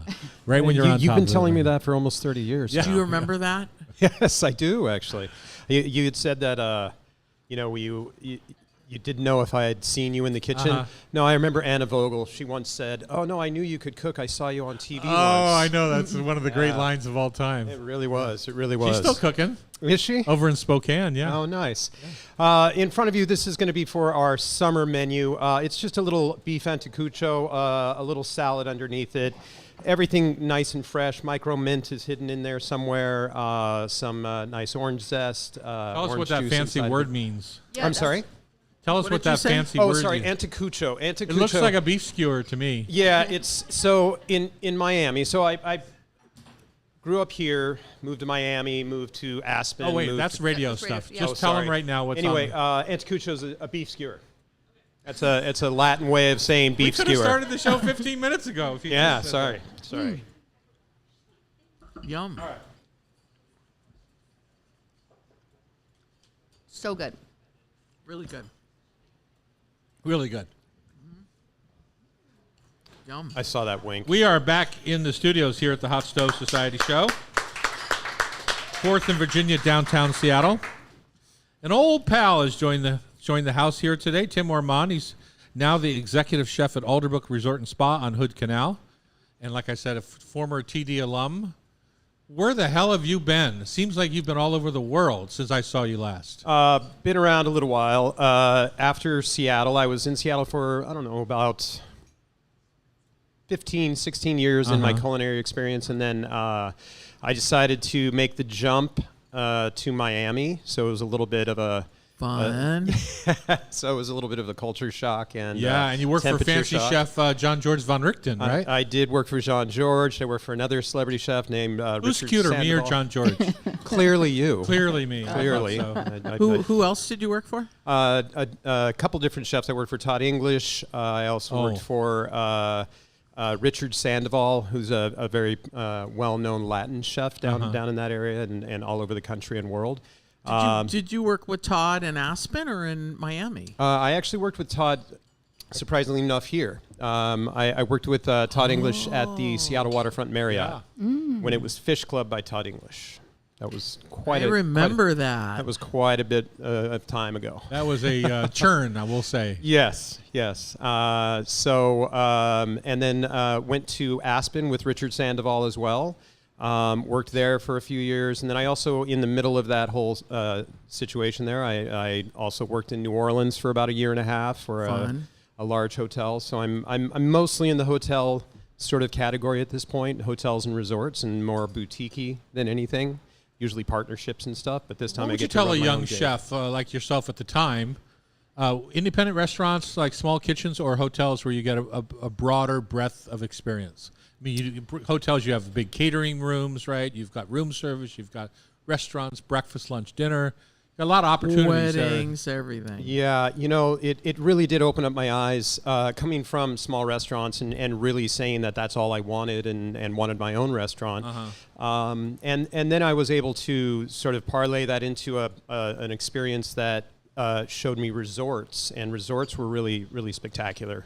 They really just show sort of a broad spectrum of the culinary world. You do have the weddings, you do have the banquet facilities in it, and all of those things, regardless of where you are, if you're a Subway or all the way to the highest end 4-star resort, you're learning something of some kind of category that you can take with you. So it does give you a broader spectrum, I think. But to be perfectly honest, my heart has always been in the restaurant, and so I have focused in on that particular. And Even it's within a well. resort, you focus on the restaurant Absolutely, side of things. absolutely. And most of the resorts that I chose and hotels all had very high-end restaurants in them. I did not want to take a step back from the Tom Douglas. Oh, yeah. Well, how could you? Yeah. So tell us about Alderbrook. That was an interesting choice. Does the Gates family still own that? The Rakes family, yes. Oh, the Rakes family. Yes, the Rakes family. Used to work for the Gates. Yeah. Yes. With the Gates or whatever. Yes, Yeah. and I chose that. Well, when I first decided to move back to Seattle, I was really looking for something that was more Aspen sort of esque, and I found that, and it was very similar in sort of the style. So it's a very lodgy, very homey, very country. Nature, lots of beautiful nature. Yeah, lots of beautiful nature. I mean, it's just spectacular. We have trails throughout the entire resort. We have cookouts. We have another facility down the road from us that does these canal cookouts. That's everything over fire, so it's open flame. Awesome. Fun. We have our own clam beds and oyster beds. So we're pulling those off the beach as we speak. It's really just a pretty spectacular experience. Is that hook and fork? Is that Yes, that's correct. Hook Good and Canal Cork. is so much fun. Yeah. And you guys have that big dock. It's awesome. Mm-hmm. I stayed in a house across the way, and I go, let's go over there and get a cocktail and a snack. And Yeah, and that's something that, I haven't experienced summer here at the resort yet, and everybody is saying, man, when summer hits, it is crazy, nuts busy, and I'm super excited to experience that. But they said that a lot of the clientele actually just travel in by boat. And they dock up and walk right in. They have lunch, they have dinner, then they jump back on their boat and stay overnight or ride away. So, yeah, it was when I was there last summer. It was hustle bustle, and it was a wedding going on over in the West Lawn area, and we just stood and watched as they were like setting up and organizing. It was it's a nice operation. I mean, it's beautiful stuff. And they were in for the entire weekend. So they came in on a Thursday night for hors d'oeuvres and drinks, and they had all these activities planned by the resort on I was like, whoa, this is amazing, you know?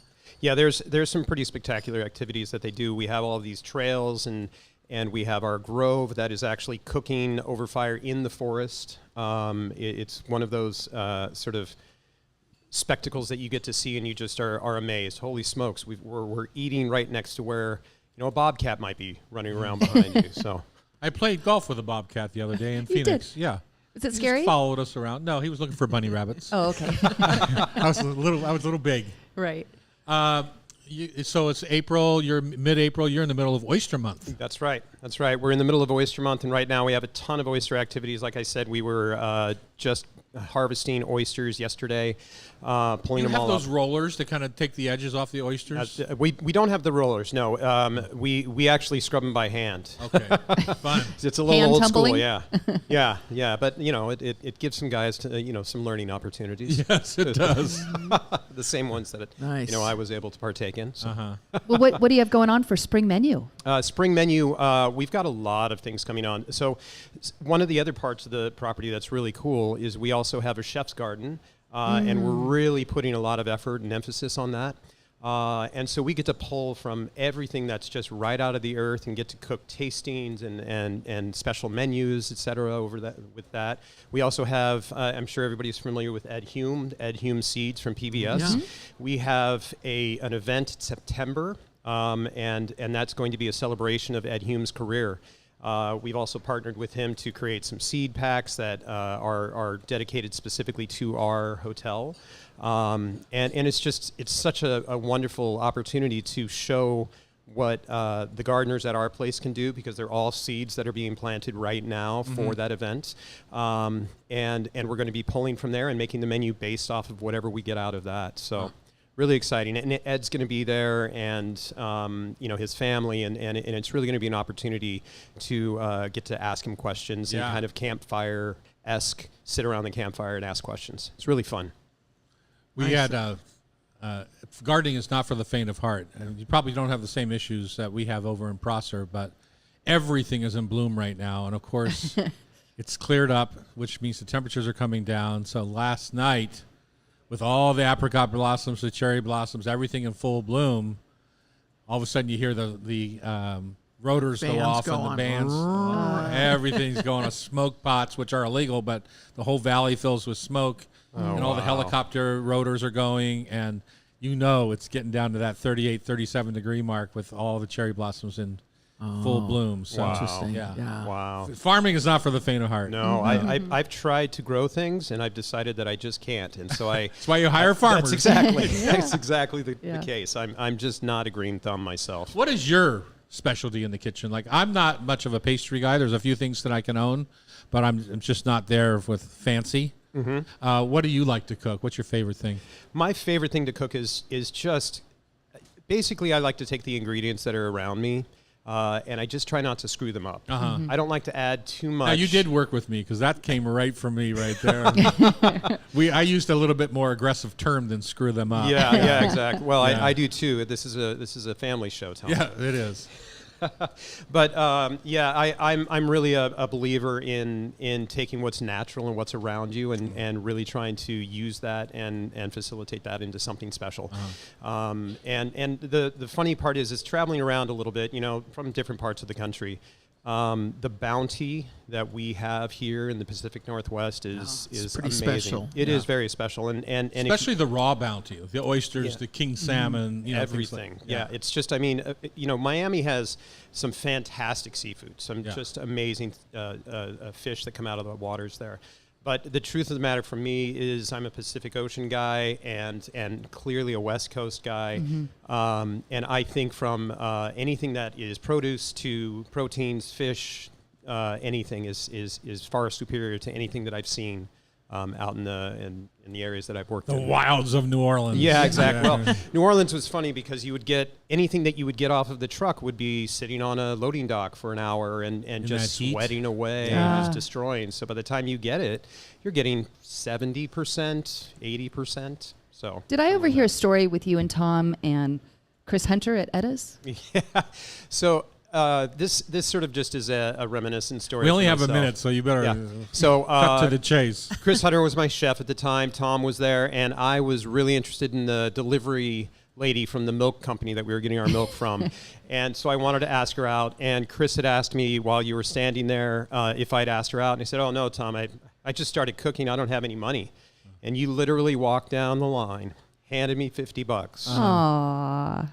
And did you ask her out, or did you just take I the did. money and run? She said no. Oh. So, But you were $50 richer. but I was $50 richer at a time that I really needed it. So That's great.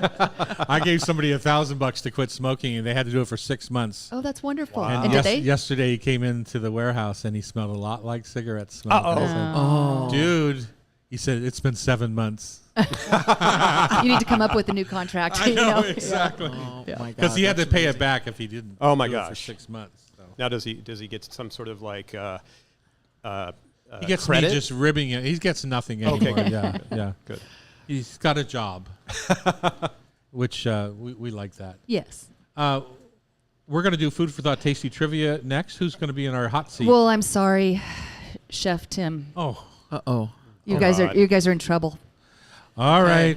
All right. Come back. Listen to me get my butt kicked. Oh. With Rub with Love, Food for Thought, Tasty Trivia on Hot Stove Society Radio 97.3 FM. So, what kind of meat is this? What's the process if I want to do this at home? That's actually flank steak. Oh, it's flank. Pretty It looks like easy. Yeah, and the trick is to slice it and make it so that it's super tender when you're. Man, it's good. Yeah. So where was Sandoval's place in Aspen? Was it at the Regis? No, he Shogun. was at. It was in Snowmass, right around the corner, and it was at the Viceroy. Because I worked at the Regis. Oh, did you? I did the Aspen Wine and Food Festival. Oh, okay. So you know Aspen. Wow. Yeah. It's. Yes, I want to be. I would have probably stayed there. Absolutely. When Tom comes back. Except it was just too Taylor, darn are you gonna do expensive. Like Do it after trivia. I would Do never it be after able to buy trivia. a house. I would be, Perfect. Thanks. transient for the rest of my life. Well, and the altitude. was like- I got used to that. I loved the skiing every day. I had a private chairlift right outside our back door. So Right we were there at Snowmass. yeah, Yeah. yeah, it was great. Buttermilk is. She's a skier. I love buttermilk. Oh, are you? Yeah, I She just ski- was skiing in Hokkaido, Japan. Yeah, you Wow. go take some turns midday. Oh yeah. You know who she ended up on the ski trip with? What were there, Fun 6 of story. you? There were 6 of us. I don't know if you remember Matt Costello. Of course. Yeah, he ended up being one of the 6 people in her Oh, group. you're kidding me. Yeah. We Matt went Costello. with 4, and we were just talking. He's like, he said, "Oh yeah, I own this place in at Langley." I go, "Oh, that little charm." You know, Uh-huh. he's like, Yeah, "How'd to you get get it started in cooking?" And well, I worked for Tom for I don't remember, he said 10 or 15 years, and what a great guy. And he's just going on and ET, and I'm like, "Yeah, I Don't know act those like guys." he was lying. Don't No, act like that. no, it's true. It's true. So it's fun. Yeah, Matt was the chef at Dahlia when I moved Yeah. to Dahlia. All right, let's wrap up the show here. You guys ready? Welcome back. Time for Rub with Love, Food for Thought, Tasty Trivia on the Hot Stove Society Show. Becky, you have larded the guest chair with somebody too talented for A ringer. A ringer. It's true. It's true. But you taught him. Whatever. Okay. So we've got. Do you want to do the promos? Not Why today. not? Sean Dottori, can you help us out with that one? Becky, I'll remind you that Rub with Love can be found around the country in grocery stores, specialty markets, and meat and seafood shops. Today, we're giving a shout out to some of our wonderful women-owned retailers: Princess Seafood in Fort Bragg, California, Skagit's Own Fish Market in Burlington, Washington, and the Butcher Block in Las Vegas, Nevada, That's which wonderful. I've been to. You have? And our rubs line their entire butcher counter. Wow, they're a We love them. huge. They're a huge customer. Yeah, I saw something online. It was pretty cool. We love them. Okay, D&D Meats right up here. I don't know if it's women-owned or not, but it's a great spot for us. They also have like 5,000 hot sauces. Mm-hmm. So what are we going to do? How are we going to play? We can play trivia. Tim, have you heard this trivia before? I have not. Okay. Never listened to our show good. before. We No, got I a have greenhorn. listened to your You know, show. this is our 25th anniversary, Tim. I'm just saying. Well, each person will get 5 questions, and the winner will pick out someone in the audience to take a stroll in the Darling gift shop and pick up a 3-pack of spice blends for free. For free. For free.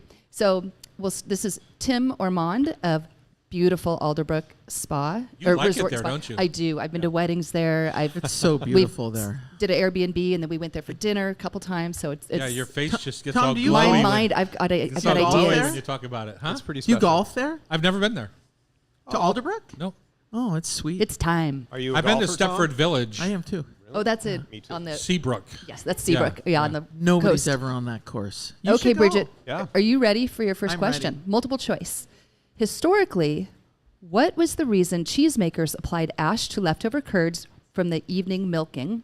Was it to enhance flavor, to protect them from insects until the next day's curds were added, or to speed up their fermentation process? B. It is to protect them from insects. Good job. Number 2. Don't Which you love when she acts surprised when you get it right? she's a walking encyclopedia. Yes. Number 2, which acid is responsible for the tangy taste in sourdough bread and is produced during the fermentation by wild yeast and bacteria? Malolactic. Well, lactic's in there, yeah. Yeah.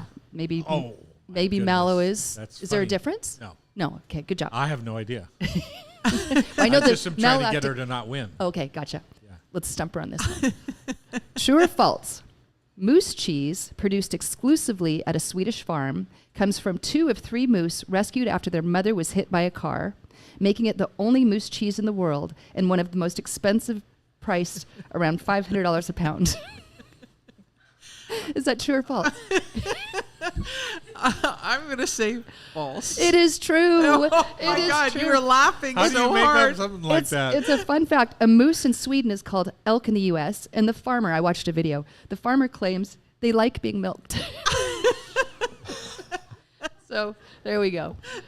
Number 4, to enhance morale and overall well-being, which celebrity chef recently partnered with the U.S. Army to improve the quality, flavor? Robert Irvine. You got it. Good job. I I didn't know was that. in the New York Times yesterday. Guy gets around for not having any restaurants. Yeah. Well, he's got restaurants now. Final question. Would you rather do a grocery sprint in just 5 minutes to shop or a blindfolded shopping trip with a friend guiding you and no time limit? And why? The sprint. That's I assumed that she would be the sprint. Good job. 4 out of 5. And why? Why? She couldn't Because- get that wrong. If I'm mistaken? You're right. Oh, okay. Yeah, everyone gets this one. No, because I'm fast in the store and I can go and plan. Like Yes. guys' Not me, grocery You- games, I'd kill it. You'd Yeah. pick the I like the slow stroll, and, yeah. We want someone to hold your hand too and be blindfolded. It's kind of fun. Take a stroll. What? No. I'm not sure what she just said, but She, Sean the other Dettori, part can of you the help me out on question that? is you get blindfolded and get led around that by was your So you can't friends. see. blindfolded. Yeah, Oh, I so you missed can't that see. part. Okay, Sean, if you can help me out, I'm that'd be claustrophobic. greatly. No way. No. Okay. All right. Tim Ormond from Alderbrook Lodge. Lodge and Spa. And no, spa? No, Alderbrook Resort and Spa. Okay. First question is multiple choice. In Italy, what's a major faux pas when eating seafood pasta? A, adding pink peppercorns instead of black, eating pasta with a fork and knife instead of a fork and spoon, or adding Parmesan cheese. I would say fork and knife. It's actually Parmesan cheese. Is that true, Bridget? Correct. I have Oh, wow. finally broken my wife of that. The Italians freak We had clam pasta out the other day, and I said, if you cheese or no request cheese? Because cheese. she's always like, No on your cheese. seafood, I'll have anything. cheese, please. Oh, wow. That's nice. That's Finally broke expansive. her. Yeah. They'll like throw the cheese on the table. just the bowl will scatter. They Wow. get They pissed. will not. They will too. You're exaggerating. All right, number 2. Can you name 2 foods with a tough exterior and soft interior where a serrated knife really shines? Where a serrated knife, bread, Yep. and a hard outside, inside. Not hard, tough, she said. Tough. This fruit pretends to be a vegetable. Tomatoes. Tomatoes, you got There it. you go. Good I was going job. to say That pineapple. was a good hint. Yeah. Pineapple's a good one too. Yeah, that would work. Okay, number 3 is true or false. Ratatouille, the classic French dish, was originally considered food for the wealthy and required specific ingredients. Is that true or false? That's false. That is false. It began as a rustic dish for the poor, made with whatever vegetables were on hand. And whatever rats were on hand. Number 4, what pantry staple was a failed experiment by 2 British chemists before becoming one of the most famous umami-packed sauces in the world? The chemists' names were John Lee and William Perrins 175 years ago. Lee and Perrins. No, but what's the Is it Worcestershire? It is. There we It go. is. Worcestershire is, yeah, never mind. Okay. Final question. Sean, can you accept me? I was going She's to. having a little conversation amongst herself. I know, it's true. I was going down a rabbit hole. All right. Final question. Would you rather cook a full meal using 75% canned goods from your pantry, jars count 2, or 75% from your freezer, and why? Well, I think I would probably say from my freezer, just because I would be able to have control over what's actually going onto the plate. And your freezer probably has some really beautiful stuff, too. Well, I also have a 5-year-old, so. Okay. Chicken fingers. My freezer does. Yeah, yours. I told you last week that the locks are off. Demi-glace. I'm allowed to use all the peas. vegetables that we put away Yay. that my wife hoards Yep. until the new ones are in the ground. Okay, I love that process. I do not. No. Well, you're tied with Bridget, so Tom, let's get you a tie or a win. Okay. Okay. Number 1, after a 5-year closure and major renovation, Danny Meyer's Union Square Hospitality Group reopened The View in February 2025. What is unique about this Midtown Manhattan restaurant? It's in MoMA. I have no idea. Did you read the New York Times yesterday? No, I did Food not. section. No. It's the only revolving restaurant in New York City, just like the Space The Needle. Marriott Marquis, the top. Oops. Danny Meyer's up there now? Yeah. Oh, 5-year so renovation. sad. Number 2, according to Guinness World Records, the world's tallest asparagus was grown in Ontario, Canada in 2004. Was this perennial flowering vegetable over 12 feet tall or just under 12 feet tall? Just under. Just under 11 and a half feet. Yeah, I knew that You, one. yeah, you read that, I'm sure. Not in the New York Times. Number 3, in celebration of baseball season, a Seattle bakery has introduced a unique twist on a classic treat, an old-fashioned donut topped with what distinctive glaze? Ichiro glaze. It's a beer glaze. That would be an eel sauce glaze. Interesting. Yeah, Is that top pot? It was in the Seattle Times. Oh. I don't know who it was. Okay, number 4. Probably the new voodoo. Yeah, they didn't. Who knows? They didn't. It call did it out. taste kind of fermented, like a fermented donut. What is America's most popular? Question is, would you buy it? No, I don't like beer. You don't like beer? No. Wow. Chardonnay, maybe. Yeah. Anyways, number 4. What's your favorite Chardonnay? Ooh, kind of. Sidebar. You're not one of those Karaoke. East Sider Ron Bowers, are you? Yes, I am. Yes, you Yes, are. you know that. Oh, Just calling me out. Costco. That's a special. Ron Bauer's a special one. Really? Yeah. Burgundies are special. White burgundies, yeah. Yeah. And I do. California Shards. Sancerre. I do love white burgundies because they're Sancerre is Chardonnay. not grape. Chardonnay. No, Chablis. No, but Sancerre is so good. That's sweet. Okay, what is America's I'm trying most? to avoid losing. Oh, you so, are. yeah. You're stalling. I Yes. love it. I've never seen that. Well, you got one out of. Let's see what we can do. Yeah, we got one out of let's see what we can do. What is America's most popular salad dressing? Jarred or at all? It's just in general. Caesar. Ranch dressing. Oh, ranch. I Ranch. should have got that. Okay. I I'll put you out banned of your- it from my mind because my TD daughter dips her spicy pizza in ranch. it. Yes. right? Yeah, Yeah. it's a big deal. Would you rather cook a full dinner using only ingredients from a gas station or only what you would find in your friend's poorly stocked pantry, and why? Gas station because they have a little bit of everything. Uh-huh. and I can cook good trashy food like anybody else. There you go. Yeah. 2 out of 5. Ooh, that's Okay, fantastic. so Nice job, you two. Let's just tie. Let's do a All right. Just yell yell it off, out. a yell off. Yell it out. Yell it Whoever out. yells first. What is the name of the fuzzy, inedible part of the artichoke that sits right above the heart? They don't call it an artichoke choke. for Choke, nothing. Good right? job. Yeah. I thought that there was going to be some sort If of you eat it, Latin you based- artichoke. Tim is the winner. Oh, that was so sweet of you. That was good. All right, if you want to be part of the show, you can join our community on YouTube Live at Tom Douglas & Co. or buy a ticket to join us here in the studio. These people are a little loaded this morning. They've had whiskey and wine and They're lots gonna of go different seek 'em food, out. beef skewers. The show is produced by Becky Guzak. Our technical wizard today is Nico Caballero, and our talented editor at Cairo is Sean. Please don't call me Del Torre. If you miss any episode of our Hot Stove Society show in Cairo, you can listen via podcast, wherever you happen to get your favorite podcast shows. Thanks for listening. Happy Easter. Oh, happy Easter. Do we have a show before Easter? I don't think we do we? No, this is it. This is it. No, wait, the 20th. Yeah, because it's on the 20th, and this is the 18th. Yeah, it's the 18th. Perfect. So we didn't do one thing about Easter, which is good because we're not a Catholic show. We often do Easter specials. Tom's reformed, correct? No, we did Easter. I went to Catholic school 1 through 12, which is why I am how I am. Uh-huh. Yeah. Me too. Messed up. Yes. Damn, I it's still good. have a little spot where Sister Mary Richard pulled my hair out just because I shot her with a rubber band. What else do I want to say here? Quiet on the set. Quiet on the set, please.